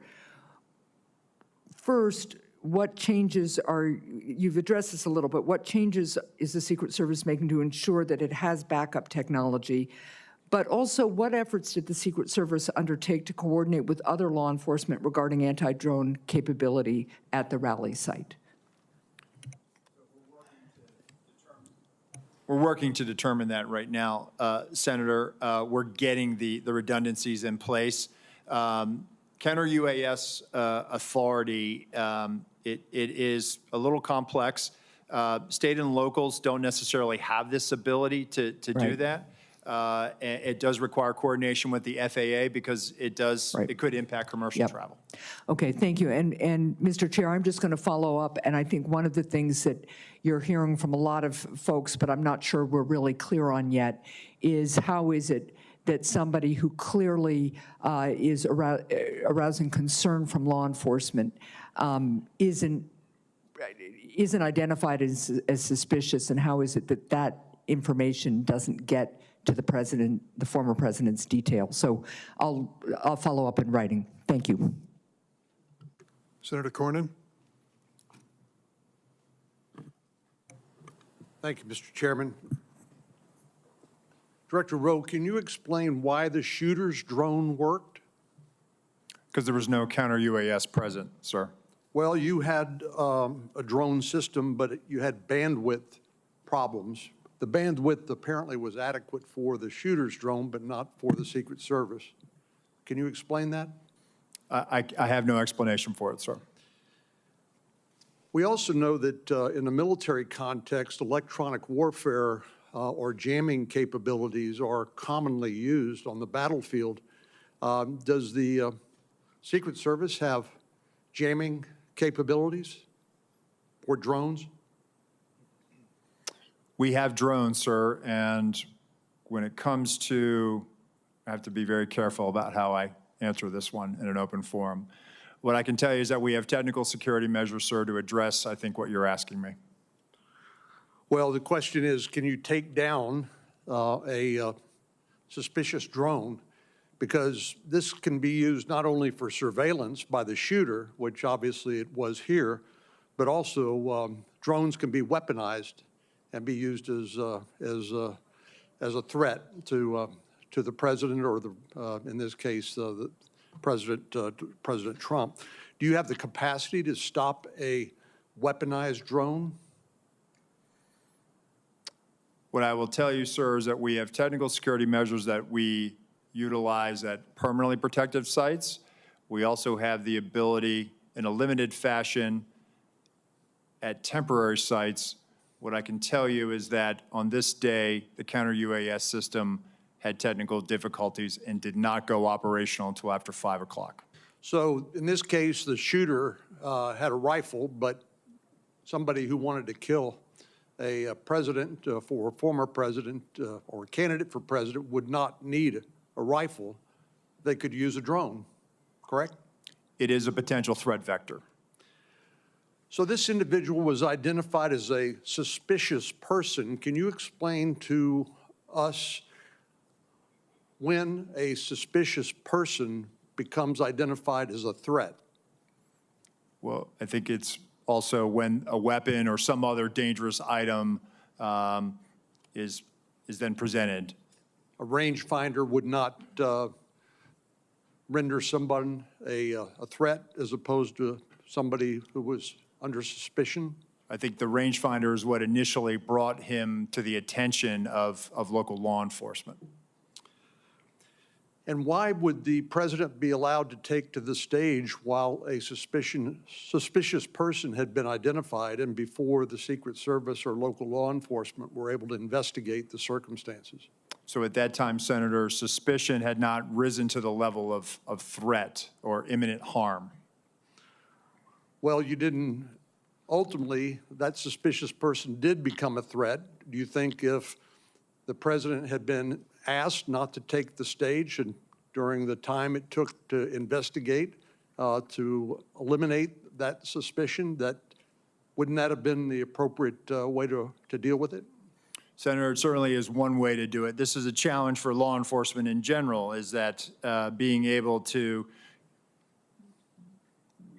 you identify somebody that comes to your attention, and you're trying to determine what are their intentions.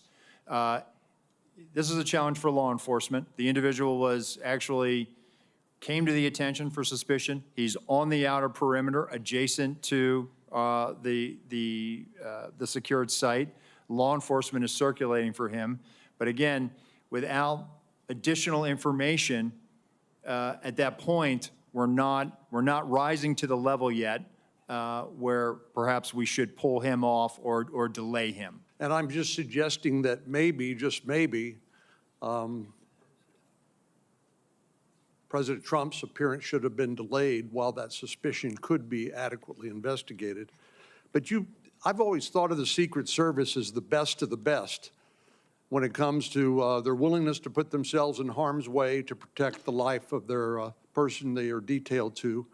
And I think you described the very rigorous process by which people are screened. And I think you mentioned the 2% standard. People who are interested in serving, only a very small fraction of those individuals are actually accepted in the Secret Service because of the high standards that your agency has. But explain to me why the Secret Service, being an elite law enforcement agency, would delegate to local law enforcement or others who did not meet that same 2% standard. In other words, isn't that something that Secret Service should have covered as opposed to delegating it to local law enforcement? So, Senator, again, this is where I went back to earlier when I said it was a failure to challenge our assumptions. We assumed that the state and locals had it. By no means do I want to diminish the commitment, and I'm sure you agree. State and local law enforcement do their jobs every day and protect the communities that you represent. No doubt about it. So I think what we made an assumption that there was going to be uniformed presence out there, that there would be sufficient eyes to cover that there was going to be counter sniper teams in the AGR building, and I can assure you that we're not going to make that mistake again. Moving forward, I've directed our Office of Protective Operations that when our counter snipers are up, their counter snipers are up, and they're on the roof as well. And we do this all the time with our colleagues in the New York City Police Department when we cover the United Nations General Assembly, and so that is our TTP moving forward. Director Rowe, I would just submit to you that those assumptions can be lethal.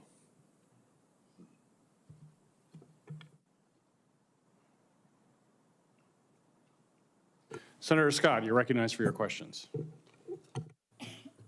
Thank you, Chairman. Let me just follow up with what Senator Corning just asked. Do you know who makes the drone that the Secret Service uses? That Secret Service uses? Yeah, the one that that didn't work. Who's the manufacturer? Is it an American-made manufacturer?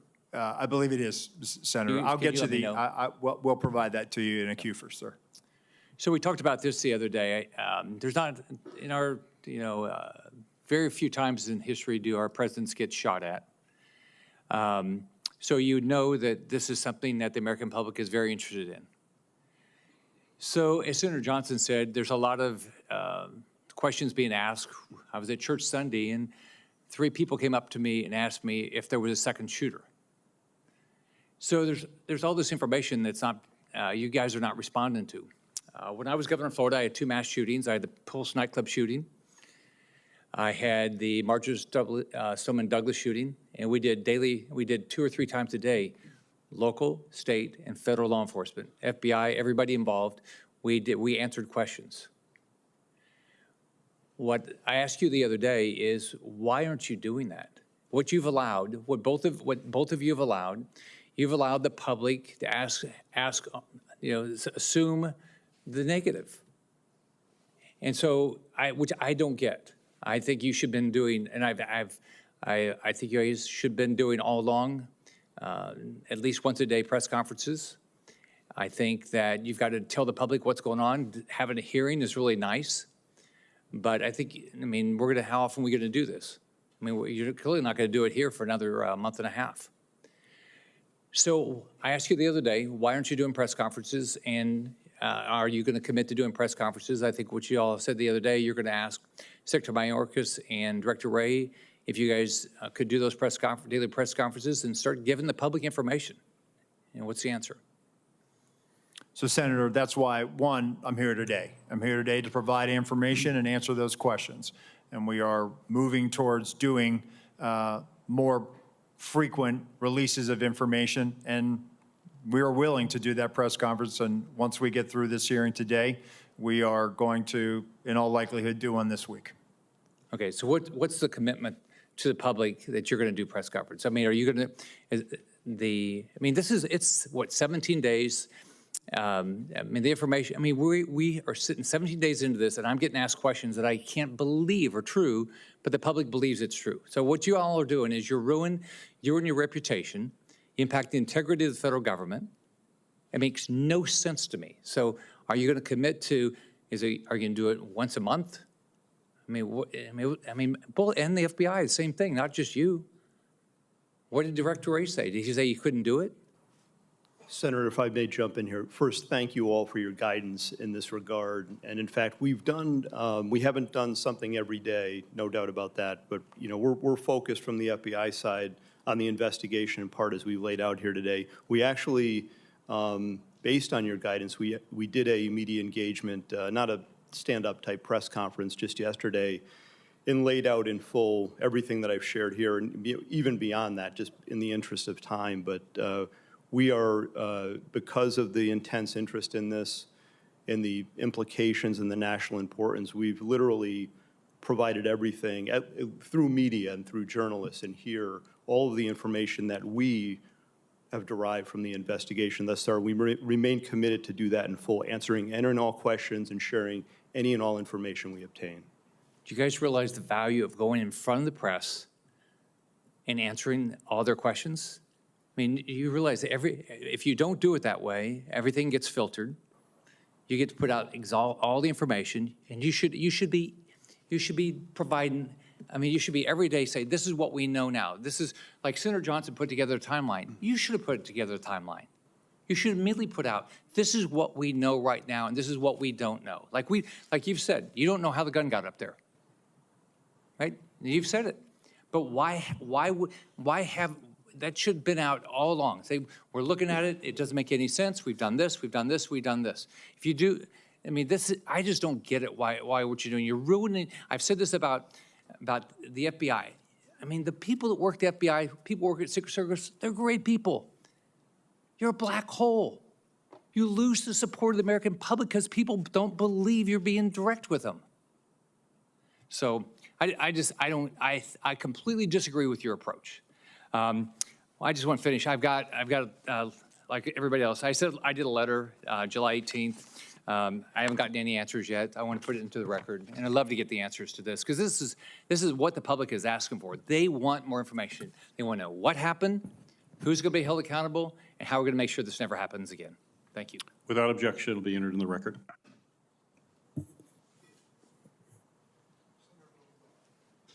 Thanks, Mr. Chairman. Thank you for being here to both of you, and more important, thank you for your professional dedication, your personal bravery, and your devotion to the ideals of law enforcement. I know for both of you this moment is a painful one, and Acting Director Rowe, I've heard you speak in a private setting very emotionally and passionately about the need to take responsibility and take action that will assure accountability. And I know that you share a commitment, along with Director Abate, to full public disclosure to the maximum extent possible. We can make speeches at you, and I've made one myself in that private setting about the need for broader, fuller disclosure to the public, not just in press conferences, but in the course of your investigation about what you know and feel you can disclose without compromising your investigation. Let me ask you, last week, Senator Peters and Paul, along with Senator Johnson and myself, sent requests to both of your agencies to produce documents. We've only received a handful so far. Can you commit to when we can expect those documents? We will get them to you as quickly as we can, Senator. Well, can we expect them this week? We will work to meet that deadline, sir. And when can we expect all the communications, the text messages that agents have sent to each other? Eventually, all of it is going to come out, as you know. When can we expect all of those documents? We will gather them up and get them to you, Senator. You, I think, took the position as to the local law enforcement responsible for the shooter on the roof, the snipers that were in place, that it was their job to take him out. But ultimately, doesn't the buck stop with the Secret Service? It stops with us, sir, but let me just clarify. The perspective that they had on that roof, when I show you the perspective from what our sniper saw, he's on the downside of that ridged roof. Their perspective from the AGR building, looking out, their area of responsibility, looking left, they should have been able to see. You can see in that photo in Exhibit A, which we will make part of the record and turn over to the committee. He's already crossed over that bridge or the walkway and stepped up onto that roof. I'm not saying that they should have neutralized him, but if they'd have just held their post and looked left, maybe, and there's a lot of maybes there, Senator. A lot of maybe he would have been maybes, but detected. somebody needs to be held accountable. And I think Senator Graham hit the nail on the head. We need to know who specifically was responsible for doing what. Who was responsible for saying to former President Trump, sir, it's not safe to go out there yet? Who was responsible for making sure that those local law enforcement were doing their job? Who was responsible for tracking down that suspicious person who fit the profile, 10 to 25 years old, young male? The FBI has warned us about it year after year after year. Director Wray has come before us and said, the threat is from domestic extremism. The lone gunman, we're all aware of it in law enforcement. So I think we need individual accountability here, and people need to be held responsible, in fact, lose their jobs, if necessary, to send a message that this massive intelligence and surveillance failure, as well as the enforcement failure, cries out for accountability. Let me just ask, in the short time I have left, what is the nature of the Iran threat?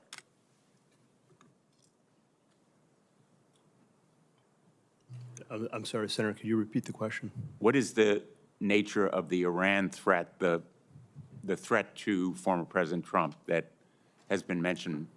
Well, we know that, let me be clear here, the terrorist regime of Iran have been targeting people, our country, for many, many years now. We've talked about that here before. I want to be clear about that. From the FBI standpoint, we know publicly they've targeted former President Trump. They've called for his assassination along with other current and former government officials. That's public information. It's well known to everyone. A specific or imminent threat on July 13th? We have no information that there are any co-conspirators or that foreign or domestic, including Iran, related to this. But we're not, I want to be clear, we have no evidence of that. We're not ruling anything out. We're looking into all possibilities and leaving our minds open to that. Was that on the minds of the Secret Service on July 13th, that there might be some threat from Iran? Sir, we, as Deputy Director Abate just said, we're aware of the public sentiment and statements of the government of Iran to do harm to Donald J. Trump, and we use a threat-based model. Thank you. Thanks, Mr. President. Senator Ossoff, you're recognized for your questions. Thank you, Mr. Chairman, and thank you both for your testimony today and for your service. Mr. Rowe, I want to begin discussing Secret Service staffing. and the extent to which HSI or other personnel are augmenting or backfilling inadequate Secret Service capacity generally and on the day of the assassination attempt? To what extent are HSI personnel, for example, filling close protection roles that would normally or optimally be filled by Secret Service personnel? So, thank you, Senator, for that question. So, as we have done, even back when we were with Treasury, we enlist during campaign years the assistance of other law enforcement agencies in that department. So, when we were in Treasury, we used ATF, we used IRS-CI. When we transferred over to the Department of Homeland Security, we have brought that practice with us. So going into a campaign year or during a national special security event like the United Nations General Assembly, we will enter into a memorandum of assistance for the campaign with HSI. HSI will provide post standers, essentially federal agents, law enforcement, to be able to help secure a site. When it comes to close protection, the only time that we will utilize them is during a United Nations General Assembly, where they may be utilized to protect a low-level head of state or provide security at a hotel in New York City where those protectees are staying. So on the day in question, all of the former president's close protection detail were full-time Secret Service personnel? They were, and they were assigned to the Donald Trump detail. Okay. Interoperability with other federal and state and local law enforcement agencies, specifically on communications. What have you determined to date played a role in failures to swiftly communicate between agencies the suspicion or identification of a threat? Well, I think there was a delay in reporting, not having that real time. So as they were closing in on him, as information is known, as Be more specific when who were closing in on him. as local law enforcement were closing in on him, as he's seen scurrying across the roof, right? That information, and we're getting to the bottom of that. We're working on trying to figure out what was the delay. Why didn't we hear that coming out of the unified command? So based on the information I have right now, what I can tell you, Senator, is that apparently not having that real-time information is what really hindered us in being able to understand more than it was just the locals working an issue at the 3 o'clock. There was actually a little bit something more urgent than that. Does it appear that that is due to a lack of communications links between relevant officials and agencies, or poor communications practices and a failure to report? I don't want to rule out. I want to have a neutral opinion on that. So I don't know if it was poor practices.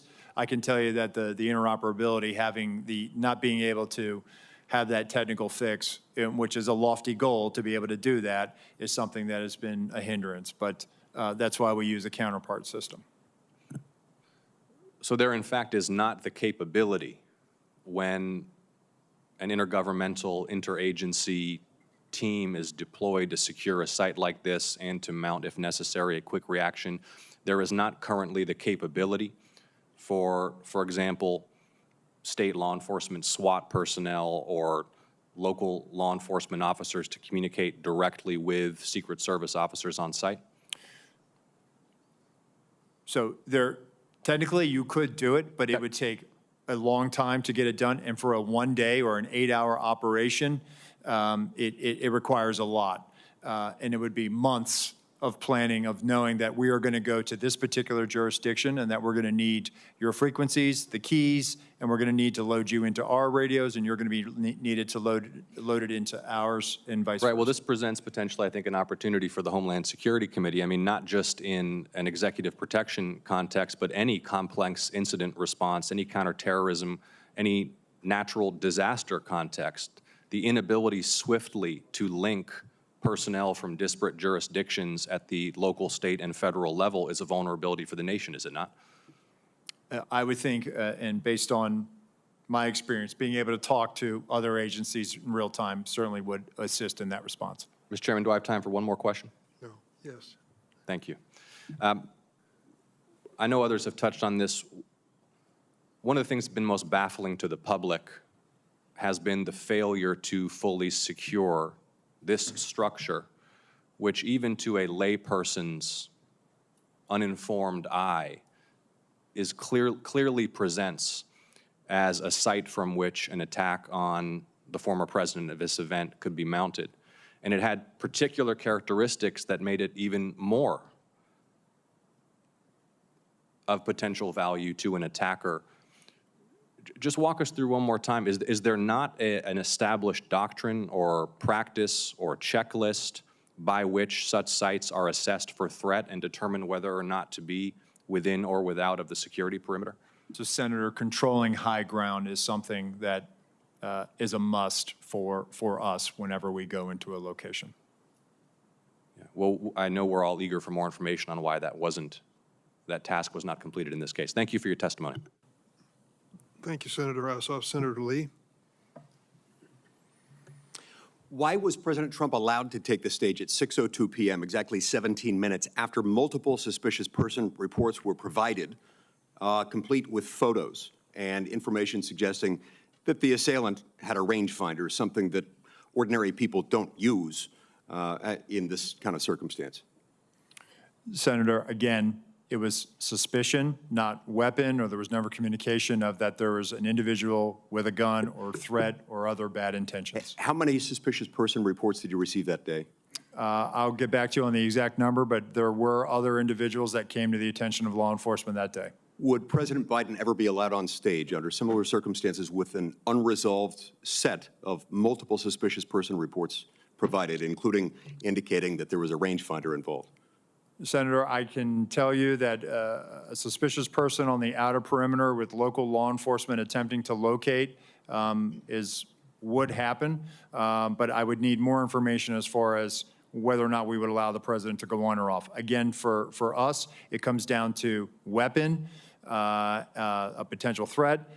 Is the individual carrying an IED? Is there a weapon? Is there some other factor that now ramps up our attention to let's hold off on this? If there were 8 shell casings found next to the assailant's body, but he was neutralized after the first shot, where did those other shots come from? Where did the other shots go? As far as the assailant's shooting? Yes. So did the assailant get out 8 shots, or were those shell casings left from the day before? Where did they come from? The shooter, Senator, we believe fired 8 rounds. We had the shooting reconstruction team go out there for a period of days and collect all that. So we have bullet holes, bullet fragmentation, all taken back, and we're still putting together the trajectory and ballistic analysis, although we do have fragments of the bullets, and bullets have been collected in the distance from the shooter's weapon. Gotcha. It's my understanding that there was a sniper team assigned to a window with complete overlook, complete view of the roof, the same rooftop, the sloped rooftop where the shots were fired. It's also my understanding, according to some whistleblower accounts, that post was abandoned. What can you tell me about that? Why was it abandoned? So I saw that from the colonel's testimony, sir, and it's something that I've asked and our mission assurance is getting to the bottom of. And there were two-man counter-sniper teams from the locals that were in that AGR building. And so at some point they just left? That I don't have an answer for you on that, Senator, but it seems to me that if even one of them left, there should have been remaining some additional eyes left in that building. Yep. That seems like something that maybe should be one of the very first questions you address. I'm actually surprised that you don't know that already, and I'd ask that you submit to us in writing what you learn as soon as you learn it. Will you commit to that? Yes, sir. What can you tell me about, well, let me just state this way. Multiple requests were made by Trump's protective detail and by Trump's campaign team to the Secret Service for additional resources. I'm told that those were denied. And as I recall, the Secret Service spokesperson initially denied that such requests were made and denied. Why not tell the truth from the outset? What were they trying to do there? So, Senator, I don't think there was any intention to mislead. Seems like a pretty material fact, doesn't it? I saw that report. Go ahead, Senator. Will you commit to me that you will submit to us in writing what requests were made, by whom, and to whom, and when they were denied? I will, sir. Okay. Look, at the end of the day, we're looking at a situation in which, at a minimum, people knew that this guy had a gun at least 2 minutes before the shooting happened.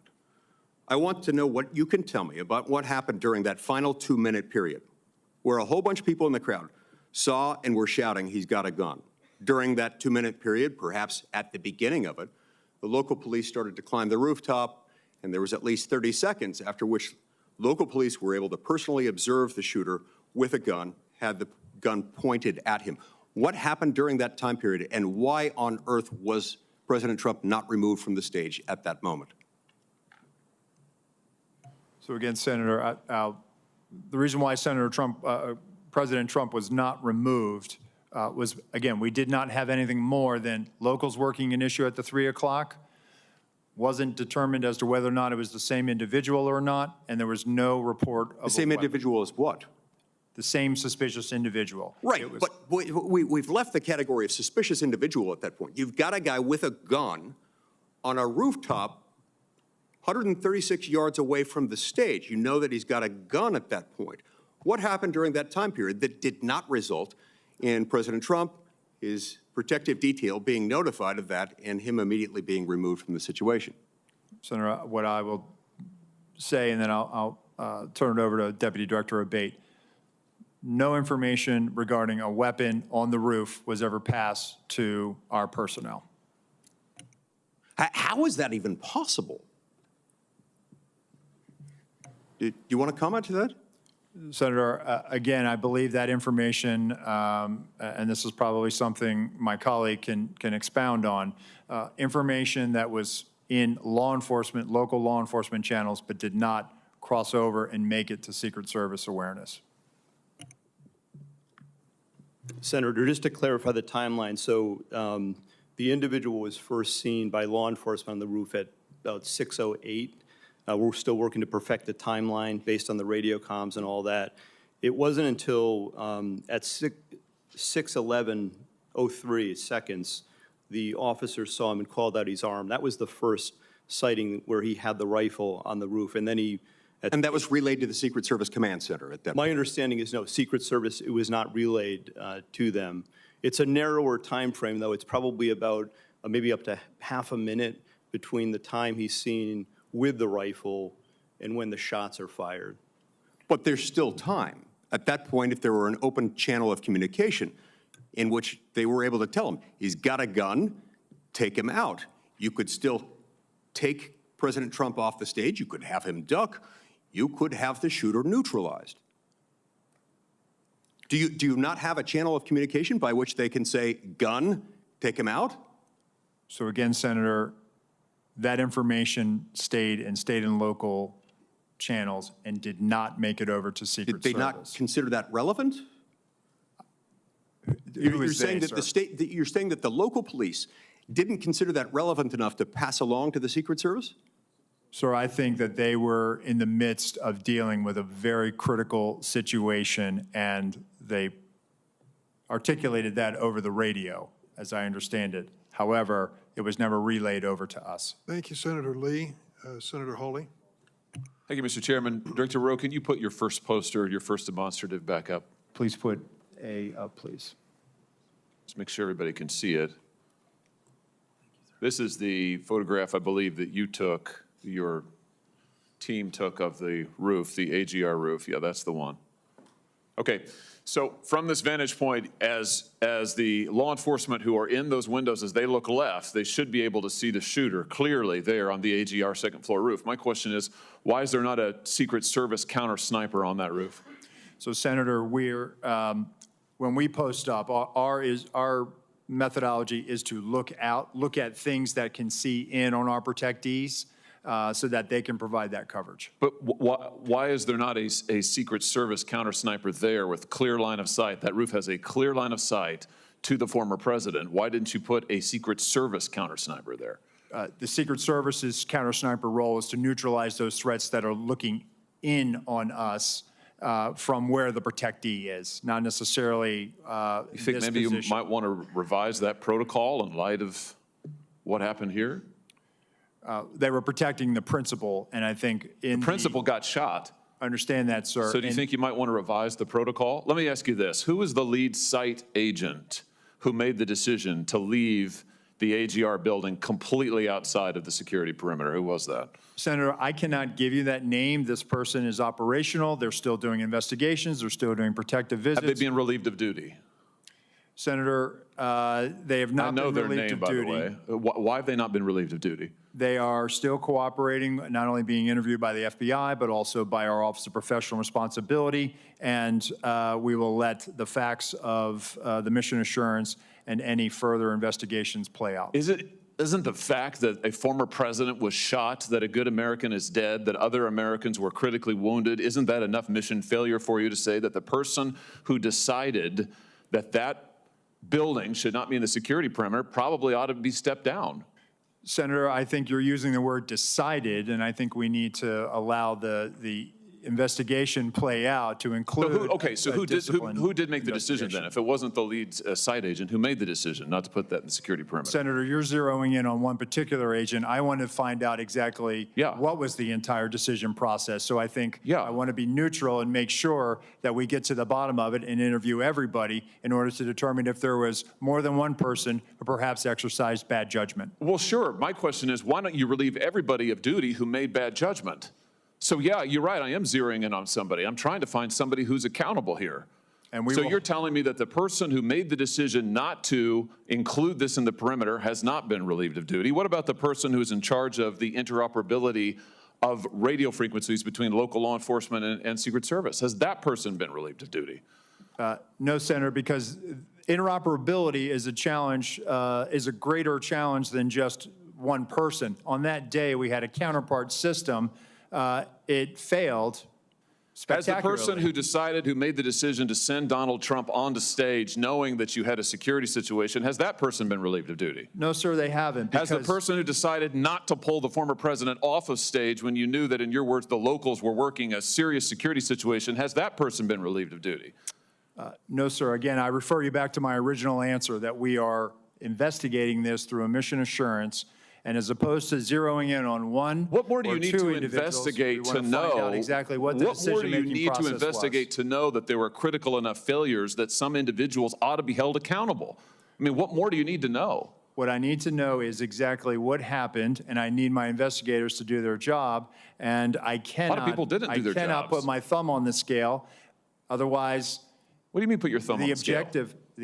You're asking me, Senator, to completely make a rush to judgment about somebody failing.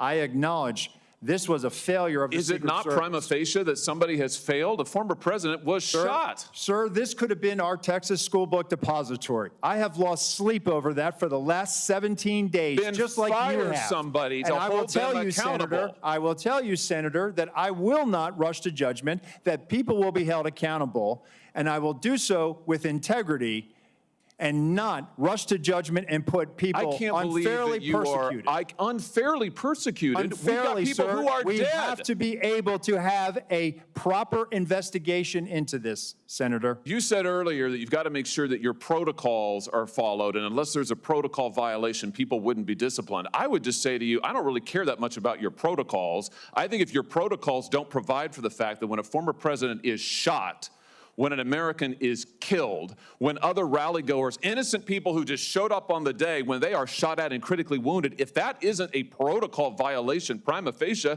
you should revise your protocols. Senator, I think this is where you and I agree. This was a failure, and we will get to the bottom of it. Well, I hope you're going to do something about it. Let me ask you something else.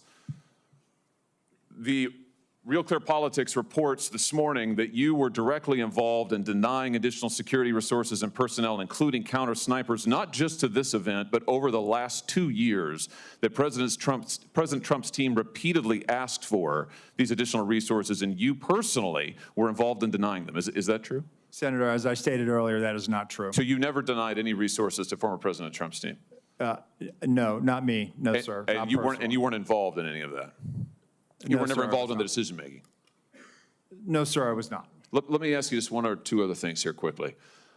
Well, whistleblowers tell me that, in fact, law enforcement were stationed to be on that roof and that law enforcement abandoned their post because it was too hot. Is that accurate? Senator, I have heard that as well. Again, they posted up inside. And I think moving forward, as I said earlier, we're going to ensure that state and local counter snipers are on roofs. But do you know if someone was supposed to be on the roof? Do you know if someone was in fact? That's what the whistleblowers tells me. That may or may not be accurate. Do you know that to be the fact? Was somebody posted to the roof, local law enforcement or whomever? I do not know that to be a fact. Well, can I ask you why you don't know that? Again, Senator, we are looking at this, and they should have been on that roof. And the fact that they were in the building is something that I'm still trying to understand. I just want to express my frustration, Director, that 17 days or whatever it's been, that whistleblowers are telling us more than you are, and you don't know, you haven't ascertained if there was supposed to be law enforcement on the roof. That seems like a pretty basic fact. I'm also told that local law enforcement suppliers offered the Secret Service drones, and you declined them. Is that true? So, Senator, one, I've been very transparent and forthcoming. Your agency has not been transparent and forthcoming, so please, let's not go there. I have been forthcoming, sir. That remains to be seen. You've been on the job a few days. So far, you've fired nobody. Now, the drones. Thank you, Were Senator. you offered drones? Senator So there Hawley. was an offer to fly a drone on that day. And why did you deny it? Again, I think the ability of local law enforcement to provide an asset, we probably should have taken them up on it if it was offered. Senator Cruz. Thank you, Mr. Chairman. Mr. Rowe, thank you for being here. I agree with what you said at the outset, that the individual Secret Service agents demonstrated remarkable personal courage, putting their bodies in between the line of sight of the shooter and the president. That being said, the bravery of the line agents is quite different from the decisions of Secret Service leadership. Secret Service leadership committed catastrophic security failures, indeed the worst security failures for the Secret Service since 1981, since the attempted assassination of President Ronald Reagan. It is incumbent upon this committee to determine why those security failures happened. Just after the shooting, Secret Service put out an official statement from your spokesperson that says there's an untrue assertion that a member of the former president's team requested additional security resources and that those were rebuffed. This is absolutely false. In fact, we added protective resources and technology and capabilities as part of the increased campaign travel tempo. Was this tweet accurate? With respect to Butler, Pennsylvania, it is accurate, sir. It is accurate that the Trump team had not asked for additional security and had not been rebuffed. If you're talking about Butler, Pennsylvania, all assets requested were approved. If you're talking about the media reporting of assets requested, there were times when assets were unavailable and not able to be filled, and those gaps were staffed with state and local law enforcement tactical assets. So I'm reading from the Washington Post, July 20th, 2024. Secret Service said to have denied requests for more security at Trump events. The opening paragraph, top officials of the U.S. Secret Service repeatedly denied requests for additional resources and personnel sought by Donald Trump's security detail in the 2 years leading up to his attempted assassination, according to 4 people familiar with the requests. Is that right, that repeatedly the Trump detail asked for more resources and repeatedly Secret Service leadership turned that down? That is not accurate, Senator. Assets are requested. There's a process that is made. And how many requests did the Trump team or the Trump detail ask for? I can get you that number in a queue. You don't know now. So I can speak to the ones that reported in the Washington Post, and we can go through them if you like. But you don't know how many requests there were. In general, how many requests since 2021 that the former Trump detail has made a request for assets? You've had 2 weeks. You had a spokesperson put something out that is false on its face. By the way, did you approve this statement when it went out? I don't know if I did or didn't, Senator. Has this spokesperson, is he still employed? Does he still have a job? He is still employed, Senator. So he lied on behalf of the Secret Service. He still has a job. Did your predecessor, the former director, did she approve this statement? Senator, our comms team, they send out statements, they do deconflict them, and they put them out. Did she approve this statement? I don't know if she did or did not. And you don't know if you did either? I don't recall approving it, Senator. Will you commit to provide this committee in writing every written request for additional resources from the Trump campaign or the Trump detail and every response from Secret Service? Senator, I will commit to providing responses and getting you the information that you are seeking. Let me ask you something. And who makes the decision to deny those requests? Did you make that decision? Which requests? Are you talking about the ones that were in the Any of Washington them. Post? Yes. So the process, sir, is that a detail will make a request for either staffing, technical assets, that is handled between the field office and the detail. It goes up to a logistics office between our Okay, office so of there's a bureaucracy. Is there a decision maker? It's not a bureaucracy, Senator. Give me It's the a person that's process. a decision maker. Is there one? Senator, it's a conversation. It's not just an absolute yay or nay. So let me tell you what I believe. I believe that the Secret Service leadership made a political decision to deny these requests. And I think the Biden administration has been suffused with partisan politics. Did the same person who denied the request for additional security to President Trump also repeatedly deny the request for security to Robert F. Kennedy Jr., whose father was murdered by an assassin and whose uncle was murdered by an assassin? Did the same person make that decision? Senator, what I will tell you is that Secret Service agents are not political. Okay, you're not and nor answering do my, they but you know what? allow. I'll get Leadership to your appointed by answer, the Senator, president, if you allow leadership me appointed to. by the president is political. I have a simple question, yes or no. Did the same person deny the Trump request that also denied the RFK request? That's a yes or no question. Senator, that is not a yes or no question. One, there is a process for a candidate nominee to receive protection. Does the buck stop anywhere? Does the buck stop anywhere? Bipartisan process that the Hill It's a participates in.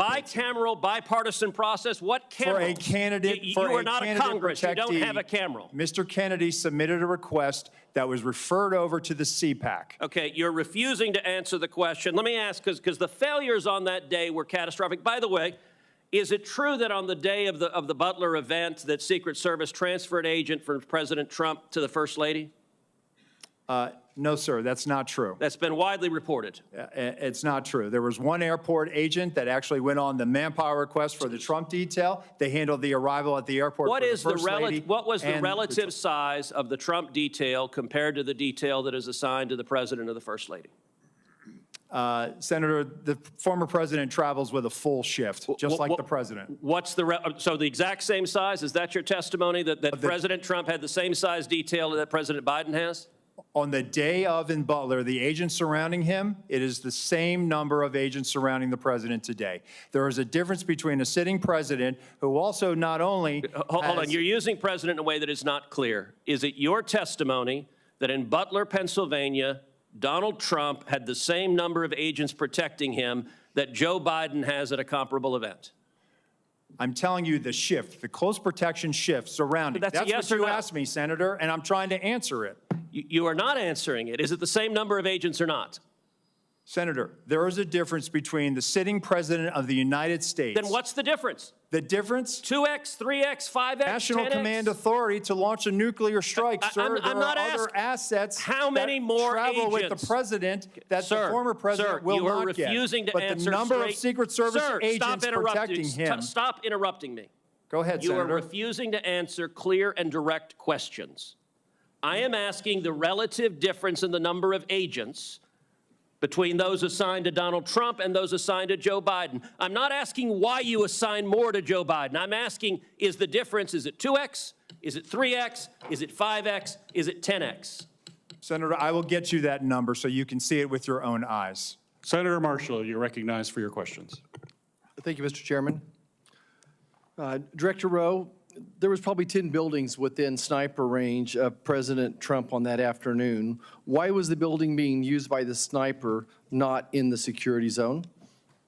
That's a question that I've asked, Senator. There was a decision that we were going to construct the site and it was going to maintain within the Butler Farm site, Butler Farm Show site. That that building, that AGR, was right on the curtilage of our outer perimeter. And it's something that again, having been there and walked it, I had a hard time understanding. So as there's to no protocol why. that says anything within 300, 500 yards, direct line of the president, should be in or out of the security zone? There's not a protocol that describes that. So, Senator, what we try to do is we try to either control the high ground or mitigate line of sight concerns. Okay? You've stated that on multiple occasions, President Trump's team was denied more of a detail, more assets. Who denies that? Who is the person that denies that, generally speaking?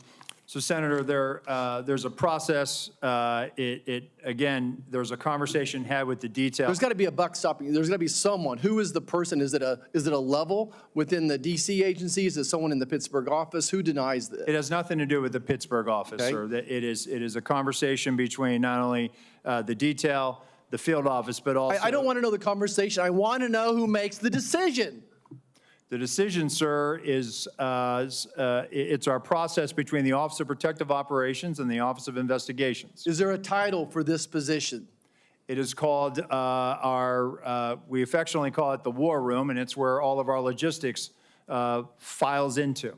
So it's a room that makes the decision. It is a staffing and assignments officer. Okay, is the Secret Service required to do a briefing with all entities of law enforcement involved in the event of the days leading up to the event and the day of the event? We do a police meeting, sir, where we start the So initial it's required. process. Is it required? Is it part of your standard operating procedure? The police meeting is what initiates the advance, and that is what is required. Was this meeting held on that day? The police meeting took place on the days prior to that. Do you have documents of that meeting was actually happened? If we do, sir, I will get them to you. But you're saying that it did not happen on the day of the event? So I think what you're referring to is a briefing that the state and locals would have done with themselves. We did a briefing with our own folks. They briefed. When did you? Did your people meet with local law enforcement the day of the assassination attempt? Yes. Okay, and you realize that the local law enforcement says no, that meeting never happened, and that's why we need to get these people in to talk to us, and this is why the FBI needs to be speaking up sooner than later and say that meeting did or didn't happen. Surely there's some type of documentation of that meeting one way or the other. Is there documentation of that meeting? So, Senator, I can tell you that what you're referring to is the counter sniper team seconded to Butler ESU. Our personnel met with the team lead from Butler ESU, and they discussed areas of concern, areas of responsibility, and that did in fact happen at the site on that day. Director, I think you would agree with me that there were multiple individual and institutional failures the day of this assassination attempt. You have a $3 billion budget. You're still 2,000 employees short. And in 2022, the Secret Service had a 48% departure rate. That tells me you either have a cultural problem or just gross incompetence. Which one is it? So, Senator, I would challenge that 48% departure rate. Let me get you some statistics that we have. It is not 48%. But go back to the multiple failures that we saw on an individual basis as long as systemic. I think it proves that there's either incompetence or some type of a cultural problem within the SS. So, Senator, I know you're not calling our workforce incompetent, and I know we do not have a cultural problem. If anything, we are dedicated to making sure that we don't have mission failure. And let me get you the hiring numbers that we have, because I think you will actually see that, no, we've actually done very well fairly recently with trying to make sure that we have the numbers that we need. Of course, we need more people. Everybody does.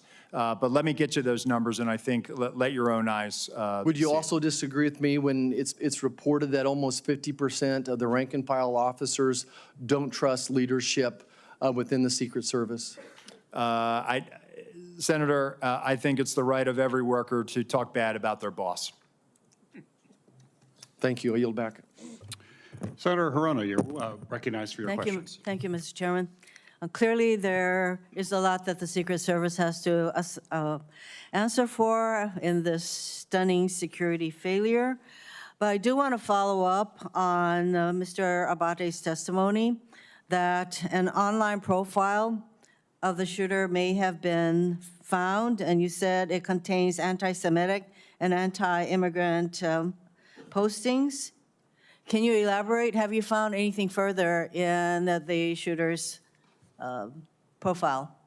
Senator, this was just discovered, as I mentioned, and it's being closely analyzed right now. We need to verify that it is, in fact, that it belonged to the now deceased shooter and that he made these comments. So that's why I felt it important in the interest of transparency to share that here, but add the caveat that we still have a lot of work to do, which we're working on quickly to determine that.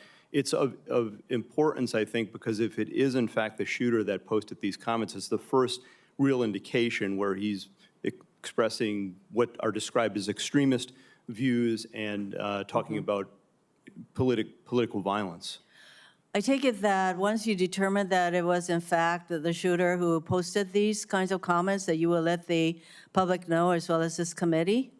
Absolutely, Senator. I think, in fact, it is very important that many of the perpetrators of mass shootings, et cetera, have these kinds of postings online that are very anti-immigrant, anti-Semitic, anti-everything. And it is really important as we determine the kind of profile for many of these shooters that we understand how critical it is that we are careful, how critically important it is that people are careful about what they're posting online, the misinformation, disinformation, everything else along those lines.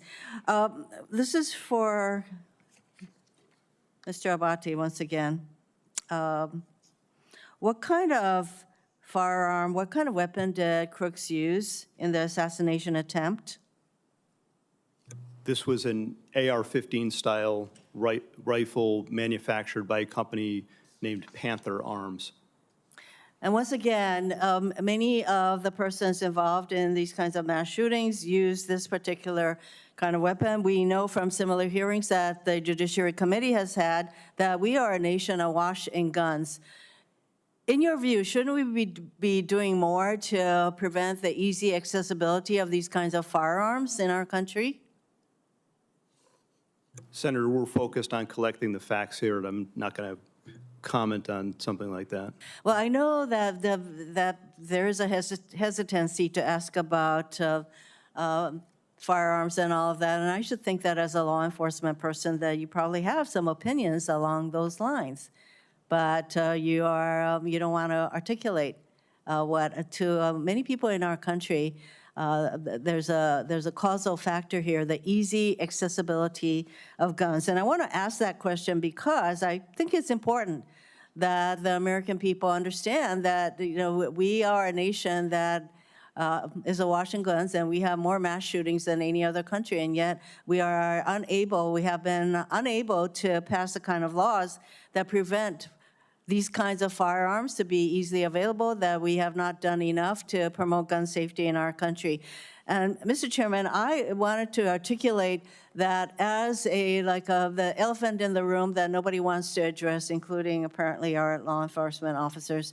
I am disappointed in that, but obviously we have a work to do to create a much safer environment and to prevent persons who have these kinds of ideological perspectives and who are, I would say, who have these kinds of profiles to have such easy accessibility to the kind of firearms that can cause mass death and destruction. Thank you, Mr. Chairman. Senator Langford, you're recognized for your questions. Chairman, thank you. Thank you to both of you for the testimony today. Director Rowe, future Vice President J.D. Vance was in my state this past week in Oklahoma City. I talked with some of the Secret Service folks that are there. They're doing a terrific job. I got a chance to be able to thank them personally for the tasks they're doing, and I know the Oklahoma folks in Secret Service, and they're very dedicated, incredibly sharp people on that team. So I know this is a challenge to all Secret Service. This is something every Secret Service agent wakes up every single day and wants to avoid. So please continue to be able to pass on our gratitude for the work they do every single day and for what's happening out there. I will, So sir. I appreciate that. Mr. Bate, I want to ask you about some of the interviews that have happened. Y'all have done more than 400 interviews at this point. For the counter sniper team that was local law enforcement that was on the second floor overlooking that rooftop, have they been interviewed at this point? Yes, Senator, I believe that each of them have been interviewed. Do you know offhand if they were at their post at that time, able to look across that? They were at that post at sometimes, do we know they were at that post at 6:08 to 6:11? My understanding, and I want to be fair, I have not read the reports directly, but I've been briefed on some of it. They were at times during the time frame we're talking about here on post within the AGR building. And I do believe, but I would want to confirm this at some point, one or more did venture out in an effort to locate and isolate the. We understand from the timeline that they were also looking for this individual that was suspicious, that they had left that post to be able to try to look for him on the ground at different points to try to be able to see if they could get a different perspective. What we're trying to figure out is during that time period that he actually climbed on the roof, assembled a firearm or took a firearm with him or picked one up, whatever it might have been there, that they were able to actually see him if they were able to look left, as been acknowledged in the photos that are up there. Senator, I don't know the exact timing and the movements of each officer that was out there, but what I would derive from it is they were all focused on locating the shooter, Right. the suspicious person at the time. And then, as we've all seen, the one officer attempted to get on the roof directly. There were efforts going on in those final minutes Right. on the video to try to get to this person. We've got one officer being boosted up by another officer to Yes. look up on the roof because people on the ground had said there's someone up there and they have a gun that's crawling on that roof. And so they climbed up to be able to see it. He turned around with a rifle. He came down. And then at that point, he gets on the local radio that he has and says there's someone on the roof with a gun. Is that correct? Yes, Senator, I believe that that's accurate. So what's the rest of the radio communication? We've heard that first call in. We know it's about 30 seconds from the time he called in till the actual first shot rang out. What else was discussed on the radio during that 30-second time period? Senator, we have the radio communications. The local radio communications were recorded and captured, and we do have that as part of the investigation. The key points to me, that local officer communicating that he sees the individuals, he's armed, that's at about 6:11 and some seconds, I think it's 3 seconds, and then he identifies it as a long gun at about 6:11 and 11 seconds. And the shots, which all happen quickly together, I believe happen within probably 30 seconds. So we're talking about over the radio because there's a command center there Yes. where all radios, including the local, they're all being listened to try to be able to review. There's a statement that has the word gun in it that's coming out across that radio. We only know that first communication. We don't know what came back and forth on that. We'd like to get transcripts of that conversation that was done in local law enforcement. But coming into that command center, there's also the word gun coming through one of the radio frequencies. I would think that would be communicated pretty quickly to everybody across the spectrum. 30 seconds is not long, but that's an NFL play plus a huddle plus the next play. I mean, that's quite a bit of time still to be able to respond. When Secret Service moved to be able to protect the president once the first shots were fired, within 2 seconds, they're gathered around him. So trying to be able to figure out where the word gun got lost in radio communication here and what else was said. Certainly, we will share the communications with you and the committees, Senator. I will note, just from my notes, there was effort within those minutes and seconds, once the gun was announced, there's other communications where the local police are talking about deploying a QRF and responding, and that they've got the building surrounded. So it's not an avoid. I don't want to give you the misimpression. Right, I understand, but typically, I would assume for Secret Service, if they hear over the radio over something gun, they're moving to be able to protect the detailee, the person they're protecting at that point, the protectee, that they're moving pretty quickly at that point if that's what's actually coming out. And so that's what I'm trying to be able to figure out, how that didn't get communicated out to the people that were directly in front of the former president at that point. And the last question I'd have, I only have a second left, is just, was there any overhead drone? We've talked about counter drone, but any visibility that Secret Service had to be able to see the field and all the operation in their own ability? No, sir. And as was asked by another senator earlier, it appears that there was an offer by a state or local agency to fly a drone on our behalf, and I'm getting to the bottom as to why we turned that down. Okay, thank you. Senator Kennedy, you're recognized for your questions. Thank you, Mr. Chairman. Mr. Abate, am I saying your name right? Yes, Senator, thank you. You are the Deputy Director of the FBI, is that correct? Yes, Senator. Is there any doubt in your mind or in the collective mind of the FBI that President Trump was shot in the ear by a bullet fired by the assassin crooks? Senator, there is absolutely no doubt in the FBI's mind It whether former President Trump was hit with a bullet and wounded in the ear. No doubt, there never has been. Okay. I've been part of this investigation since the very beginning, and that has never been raised. You're sure? Yes. It wasn't a space laser. No. It wasn't a murder hornet. Absolutely not. It wasn't Sasquatch. No, Senator. It was a bullet It was a bullet, Senator. 100%. fired by crooks Yes, sir. that hit President Trump in the ear and almost killed him. 100%, Senator. Okay, glad we cleared that up. I don't want to get off the subject here. Did the FBI just settle 2 lawsuits, one wholly, one in part, in which the FBI agreed to give Peter Strzok $1.2 million and Ms. Lisa Page $800,000? It's my understanding, Senator, that the Department of Justice was involved in that, not the FBI. The FBI had nothing to do with it? There may have been consultation with our general counsel's office, but Does the FBI have to sign off on it? I don't know the answer to that. I don't believe so, but I would want to confirm that. I would like you to, this would be the same Lisa Page who said to Mr. Strzok, quote, "Trump's not ever going to become president, right? Right?" To which Mr. Strzok said, quote, "No, he won't. We will stop it." That's the Peter Strzok and Lisa Page I'm talking about. I need to know if the FBI signed off on this lawsuit. We will on get this that settlement. answer for you, Senator. And then I need to know who signed off on it. Did you sign off on it? I absolutely did not and would never sign off on something Did like Chris that. Wray sign off on it, the settlement? I don't believe he did, Okay. Did you don't know what? nor do I think he would have. You need to let me know who signed off on this, if anyone at the FBI. So it was Merrick Garland who agreed to do this, is that right? I don't, Senator, I do not know. Well, hell, who signed somebody off had on to that. agree to it. I've settled a lawsuit before. The client's got to agree to it. You're the client. Understood. I'm gonna direct in to the Department of Justice to All answer right, those get questions. me That's- that information if you would. Mr. Rowe, help me understand this. The assassin crooks fired his first shot, as I understand it, at 6:12 p.m.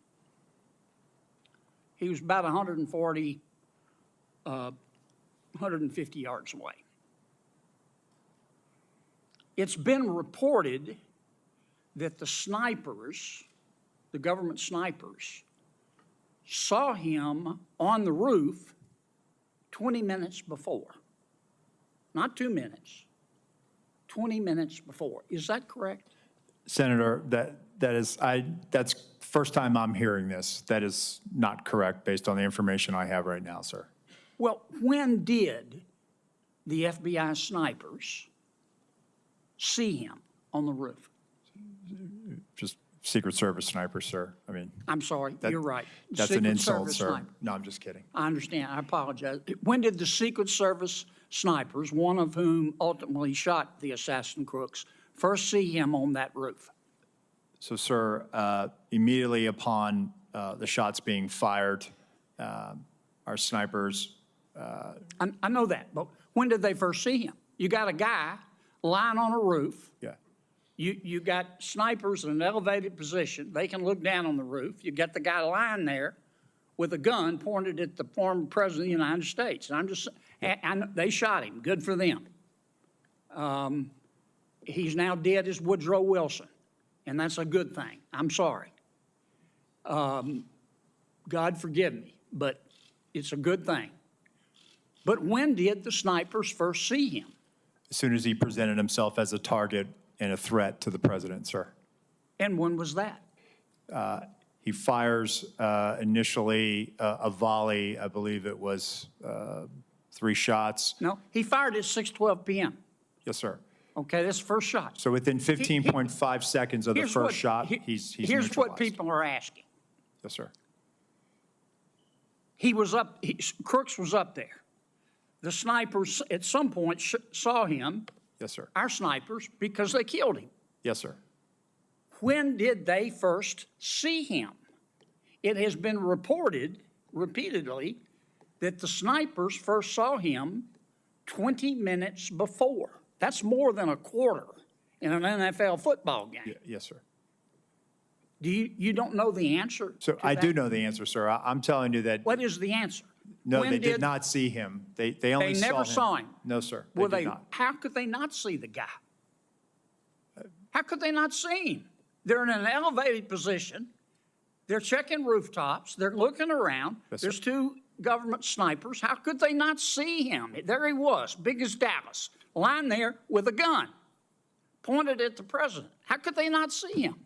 I believe he was obscured by that roof, sir. He did not pop up. The roof is flat with ridges. He's below the line where they would have seen him, sir. There is he did have concealment. I'm not going to say it's cover. He did have concealment, and then ultimately gets into firing position and fires.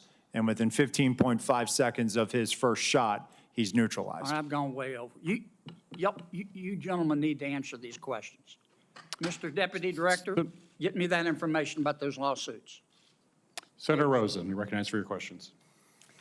Thank you, Chair Peters, and Ranking Member Paul for holding this important hearing on the attempted assassination of former President Trump. I am grateful for everyone's service and dedication. However, it's critical that this committee get to the bottom of what happened that day so that we can prevent any future catastrophic security failures and ensure that nothing like this happens again. And so, Director Rowe, given that the event took place in a rural area, we've talked a lot about connectivity issues. Was law enforcement at a disadvantage due to a lack of or limited connectivity? And why has the Secret Service not adopted a dedicated satellite-enabled Wi-Fi connection, which would facilitate integrated communication, enable device connectivity to include drones, and allowing for the sharing of real-time intelligence? So, Senator, thank you for that question. So, based on what I've seen, that radio connectivity, cellular was an issue that day. With respect to the satellite broadband, that is something that I've tasked our CIO, and then we're getting some support from the Department of Homeland Security on. So we will start to leverage whatever asset we have to ensure that connectivity. Well, I can tell you that we have those SEER ratings in Homeland Security, those special event ratings that we have for things like the Super Bowl. We have it a lot in Las Vegas, and they do bring these mobile units to be sure that we have all the dedicated Wi-Fi cell service and integration that is absolutely necessary for securing a huge event. And so I look forward to hearing about that. Thank you. I want to talk a little bit about intelligence for lone wolf actors, because although we have not been made aware of any specific intelligence the Secret Service or others had in the shooter before the event, we do know that we have intel on Iranian threats against the former president. And so again, Acting Director Rowe, could you talk to us about how you utilize intelligence collection as a way of mitigating threats from state actors like Iran compared to what you do, compared to lone wolf actors, what it seems to be like the attempted assassin that we have here in Crooks. And so, and what are the specific challenges with the intelligence collection as a mitigation tool against lone wolf actors versus state actors? So Senator, first let me preface by saying the Secret Service is not a member of the intelligence community. However, we are their biggest consumers of information, and we receive that information regularly, especially as it pertains to our protective mission and the people that we protect. We have embeds with the FBI through their National Joint Terrorism Task Forces. Our agents are basically embeds and are able to not only receive information, but also follow up on investigations that may have a nexus or a direction of interest towards one of our protectees. We have an excellent working relationship with the FBI. We have an excellent working relationship with the intelligence community. We are not collectors. We are consumers of finished analytic products that the intelligence community of the FBI produces. We ingest them, and then we use that to adjust our protective posture. And we do this daily, weekly, all of the time. And it's not only for protective, for protectees, but also the events and sites that we protect on a permanent or temporary basis. With respect to largely a lot of the people that come to our attention, and in the case of the assailant, you know, to me, as I overlay him over top of, say, John Hinckley, who tried to shoot President Reagan, I see an individual based on the information that I have now, some of the great work that the FBI has done. We have an individual who's a loner. We have an individual who was focused on Donald Trump and Joe Biden. Hinckley traveled the 80 campaign, and we know that he followed President Carter. It just, on March of '81, he happened to show up in Washington, D.C., and he saw an opportunity to try to attack President Reagan. So when it comes to the Secret Service, and 1981 was a watershed moment for us. We have people that are, for whatever reason, fixated on carrying out an attack against the President of the United States or one of our protectees. And in this instance, you have the assailant who was a loner. Obviously, he was researching. He had researched the Democratic National Convention. He had researched and Googled or used a search engine about the president, the former president. And so I think he had moved towards an idea that he was going to try to do something. And so when I look at this, we don't have a challenge with the FBI or the intelligence community. I think what we always try to wrestle with is trying to line up and see people as they're starting to head down a pathway towards violence. And it's something that we have spent a lot of time and resources in with our National Threat Assessment Center to try to gain a better understanding so that we can help our agents in the field as they're doing these protective intelligence cases and these investigations to be able to make a determination, is somebody generally a threat, or do they need mental health, or do they need some other type of service? Thank you. I appreciate that. My time's over. Thank you, Mr. Chairman. Thank you. Senator Cotton, you're recognized for your questions. At the onset, I want to express, as many members have, as President Trump did, the admiration and respect for the bravery and skill of the officers who were on site that day, Secret Service officers, as well as all the local law enforcement. As it happened, my 9-year-old son was watching with me that afternoon, and it was hard to get him to turn away from it. And he asked who all those men and women were who jumped on Mr. Trump. And I said, in layman's terms, those are his bodyguards. And he said, what are they doing? I said, they're protecting him from a bullet. And he said, actually? And I said, yes. He said, for real? And I said, yes. And it was hard for him to process that. But as a reminder, I told him that there are men and women in the Secret Service, in law enforcement, in the military who are willing to die for our country. And it's an important lesson, I think, that everyone should take away from this, that you had very brave men and women on the ground there who were doing their job to protect this country, to protect a former president and a nominee for president, as they do every day for so many other protectees. Obviously, there were failures in the planning and preparation for this event. Mr. Rowe, we've heard that the shooter had a golf rangefinder. Was that not on the list of prohibited items at an event like this? Currently, it is not on the list of prohibitive items, but we're going to make that change, Senator. John Kennedy can't get into an LSU football game with a flask. Yeah, I can. Well, he probably can, but he's not supposed to. It just seems like common sense that you don't need a laser rangefinder at an event like this. And it feels like that a lot of that was just the lack of common sense being exercised. Are officers not empowered on the front line to use common sense to say, like, if a guy has a laser rangefinder, he should be detained, or at least stopped and asked why he's carrying it around? If you have a building like this that's not secure from 150 meters away, someone, even the front line, lowest level, most junior officer, should be able to kind of like send up the red flag immediately and say, like, we need to halt everything right now and figure out what the hell is going on. I mean, do officers not feel empowered to use that kind of common So sense? I would hope they would, Senator. I can tell you from our uniform division officers that run our magnetometer screening, they do a tremendous job. And even though something may or may not be on the prohibitive items list, they are well-trained, and they do exercise that good common sense. And you want this I want important them. message. Okay, I want every one of your officers all around the country to hear that their acting director wants them to exercise common sense. It doesn't have to be policy or protocol or procedure. They should exercise common sense. Thank you for that. So it was reported right before Ms. Cheadle's hearing last week that, in fact, President Trump's detail had requested more resources and those had been denied. She said that she did not deny those resources. You've testified this morning that you did not either. So who did? I mean, the Secret Service is not the post office. It's not this vast bureaucracy.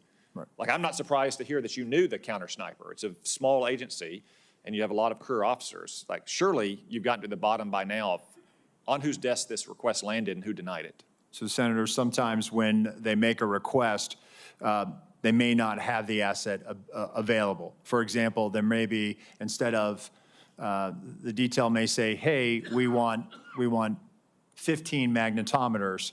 What we'll look at it based on what the event size, we'll say, hey, listen, we're going to send 10 based on our protocols of screening so many. We have a flow rate of how many people we can put through.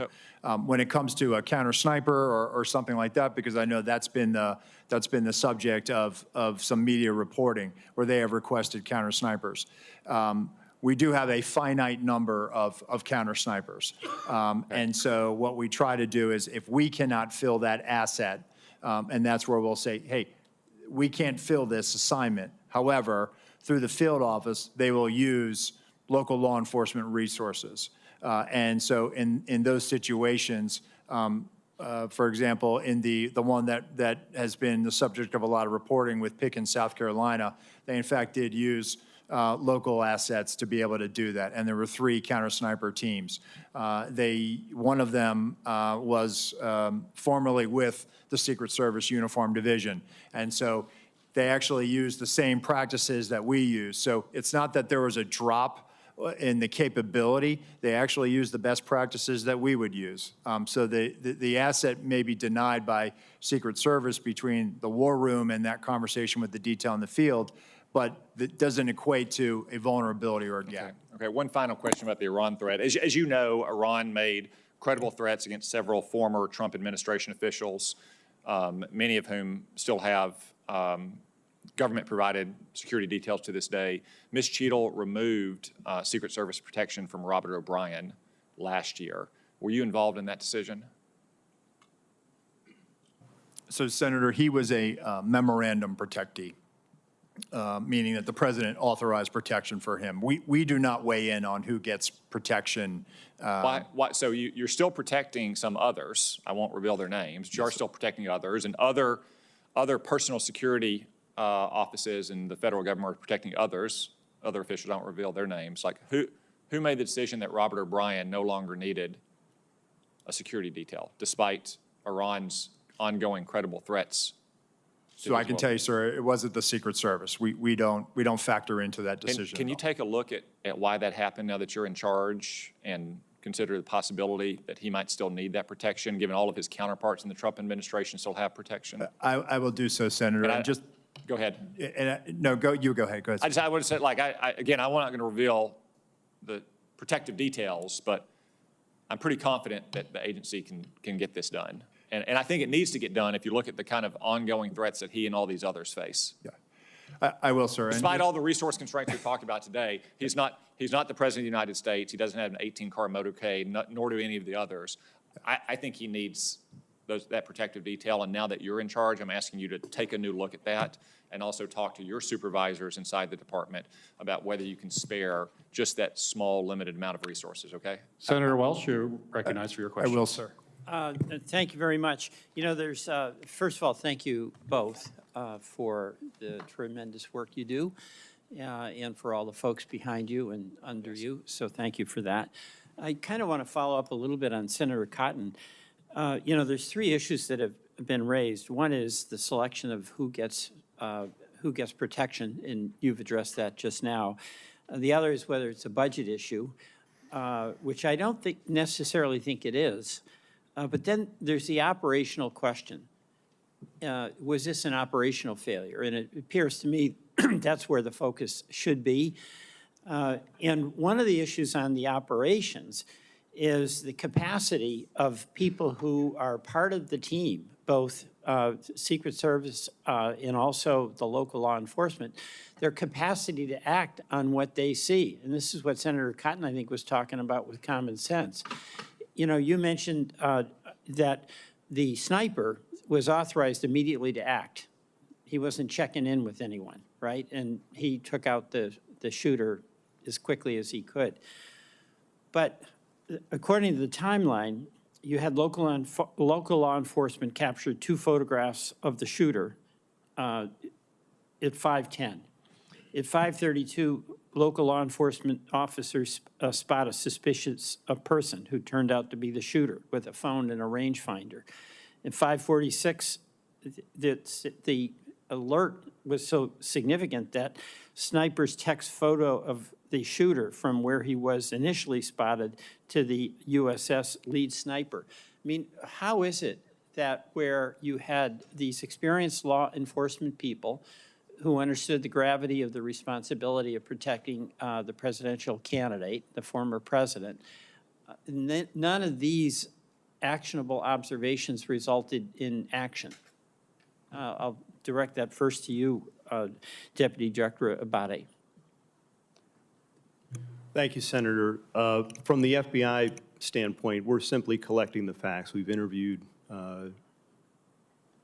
most of the officers. Now we'll end up interviewing all of them. Okay, well, good. I was Assistant Director or Acting Director Rowe. So on that, Senator, I think there was a sense of this guy is standing out, and that's why he came to the attention of local law enforcement. No, I get that. That's my point. Right. He did stand out. Correct. But nothing happened. I Well, mean, there were alerts, There were but there alerts. was like, you've got somebody suspicious. Why didn't somebody go interact with the suspicious person, like right away? And they were attempting to locate him. I can't answer that question as to why, if they took a picture of him and they thought he was unusual, suspicious, not acting normal, why there wasn't. And I think, again, there was probably an assumption on the part of that officer that took that picture that, oh, some uniform or somebody will go eventually and walk up to this. Well, see, that's what seems like an operational failure. Somebody else will do it. So is the responsibility of an officer to alert some other officer that they think somebody might be suspicious, or the first officer who sees a suspicious person can take the next step to actually engage that person or talk to someone very, very close to it and say engage that person? And this guy was wandering around for quite a while.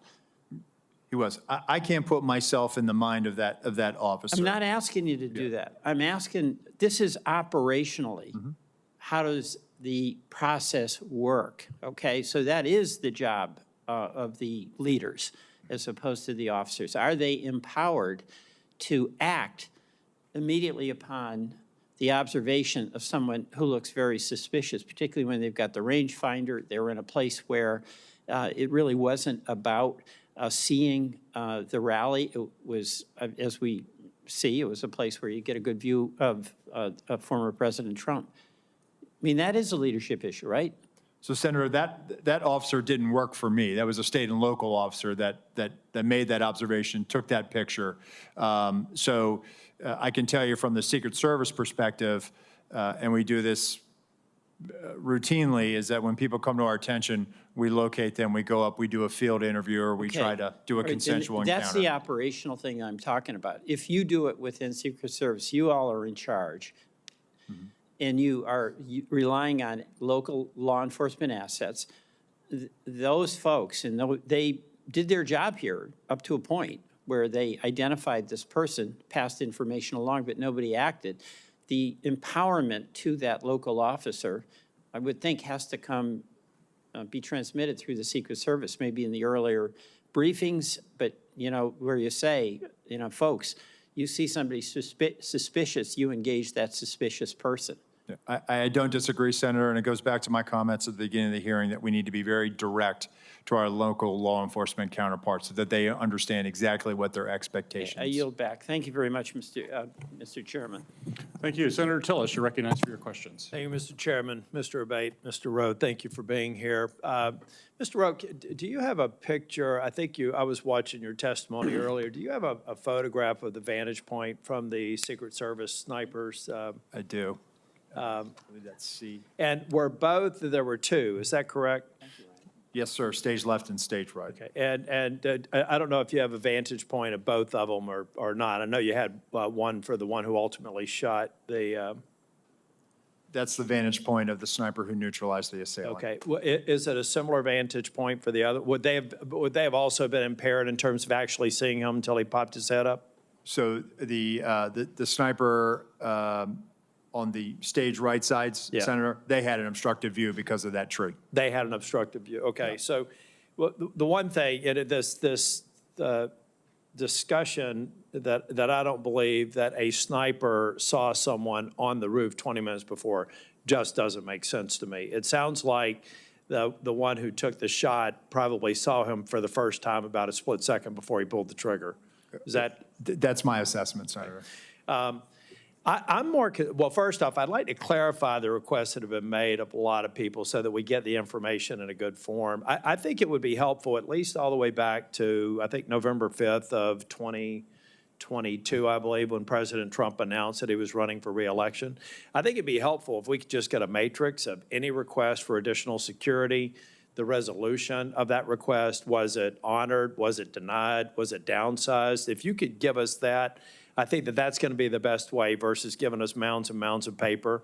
If you can do that, I know you're looking at the same thing. I've heard from you that any subsequent request for field requests are being honored. I believe that that's true. Is that your testimony? Yes, sir. Okay, thank you. I'm more worried about the 24 to 30 seconds between the time I believe local law enforcement officer was hoisted on the shoulders of another police officer, saw a person armed less than 200 yards away from the president, who I believe jumped down.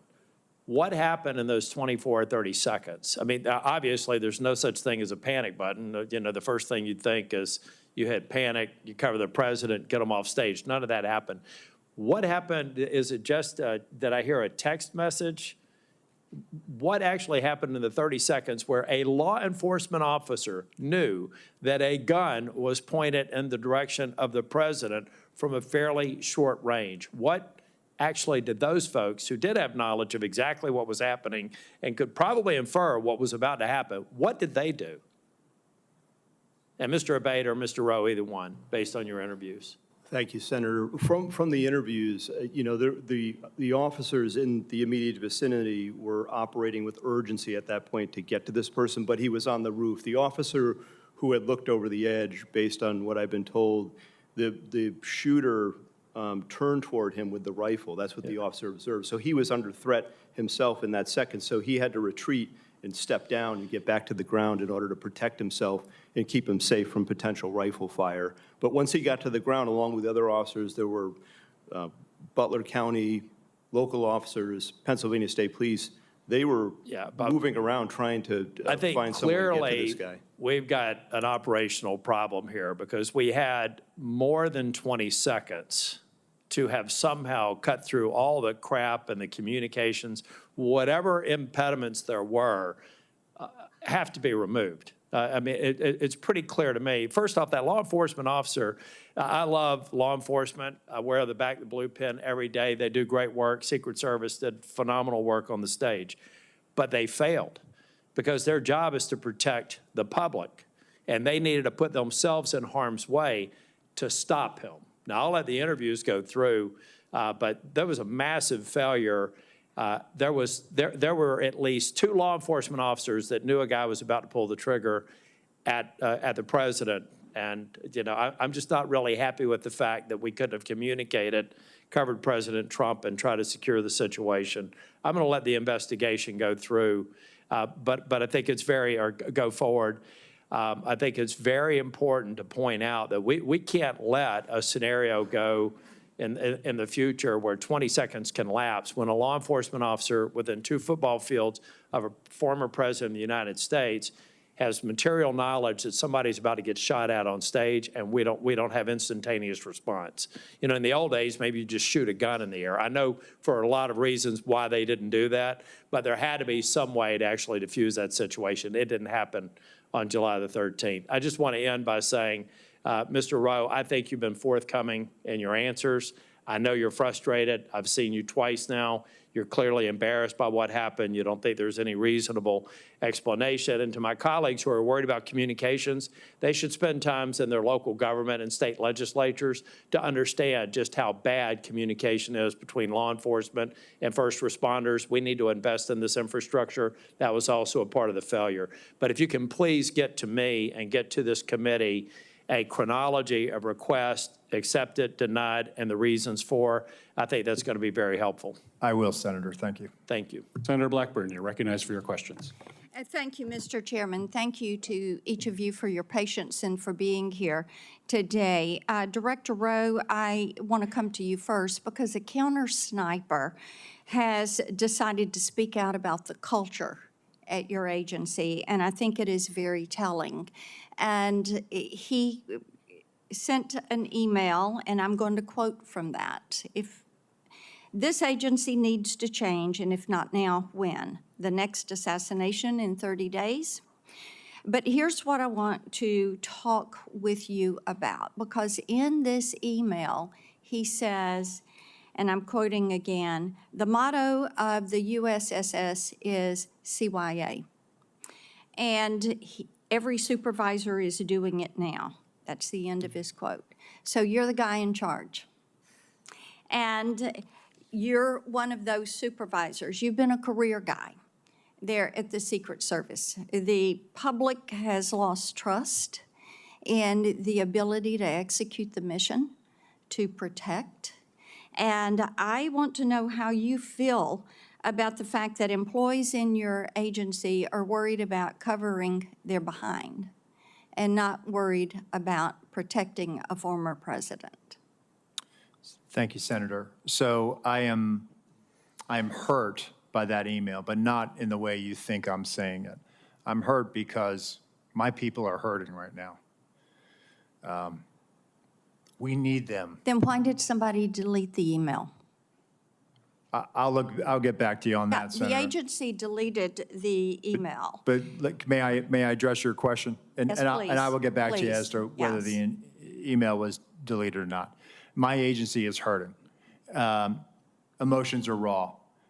I actually want to hear more from that UD officer, that technician. In his email, he referenced that he had spent time serving our nation as a United States Marine, that he is a 20-year professional of the Secret Service. I am committed to being a change agent, meaning I am committed to reviewing some of these things. I looked at the points in his email very quickly. I saw it as I was on my way over here this morning. I want to have further conversations, not only with him, but also the counter sniper supervisors. If I may step back in, sir. Yes, ma'am. All right. So you want to talk with him. What about other whistleblowers? What about this culture? Are you going to allow these whistleblowers to speak out? Because it is troublesome if somebody went into the server and deleted that email. And I would hope you will get to the bottom of that and be able to provide some answers. Because this is, as you have heard from both sides, this is a situation that cannot be allowed to happen again. Yes, ma'am. Ever. Mr. Abate, and am I saying your name properly? We've heard it pronounced 3 different ways today in the hearing. Abate, Senator. Abate, okay. Thank you.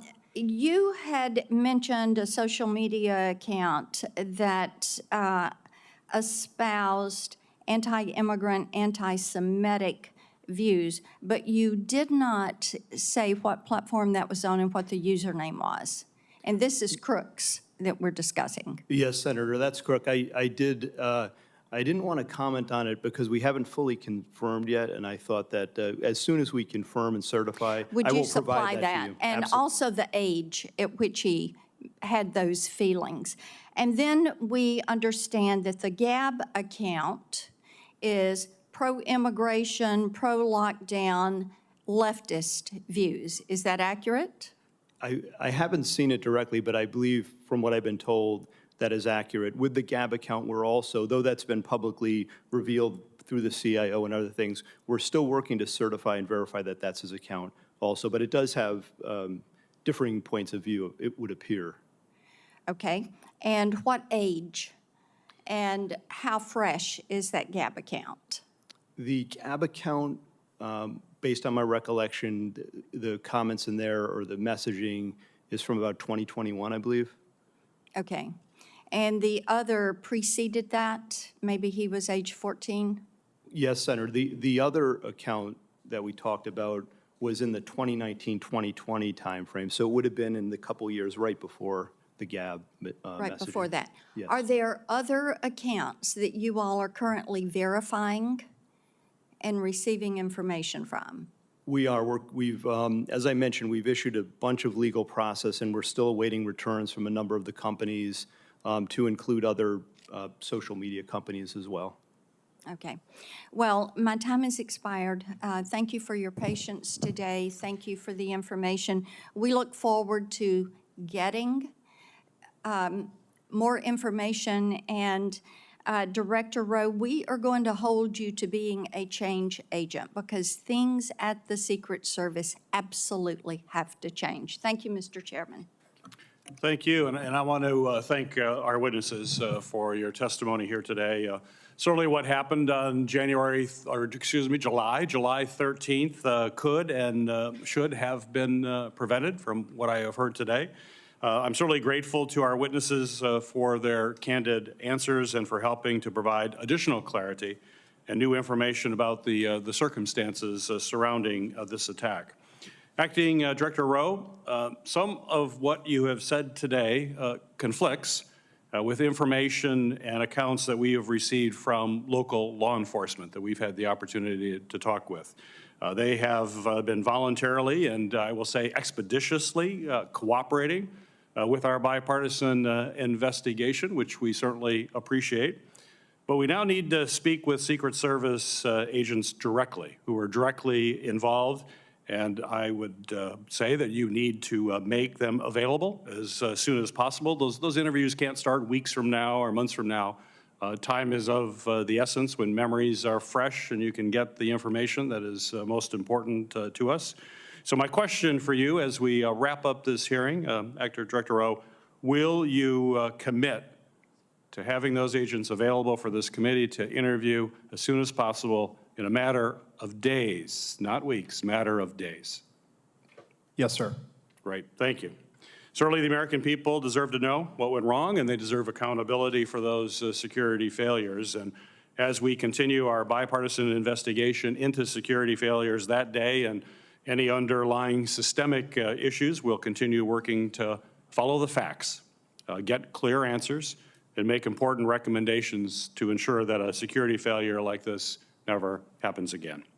The hearing record will remain open for 15 days until 5 p.m. on August 14th, 2024.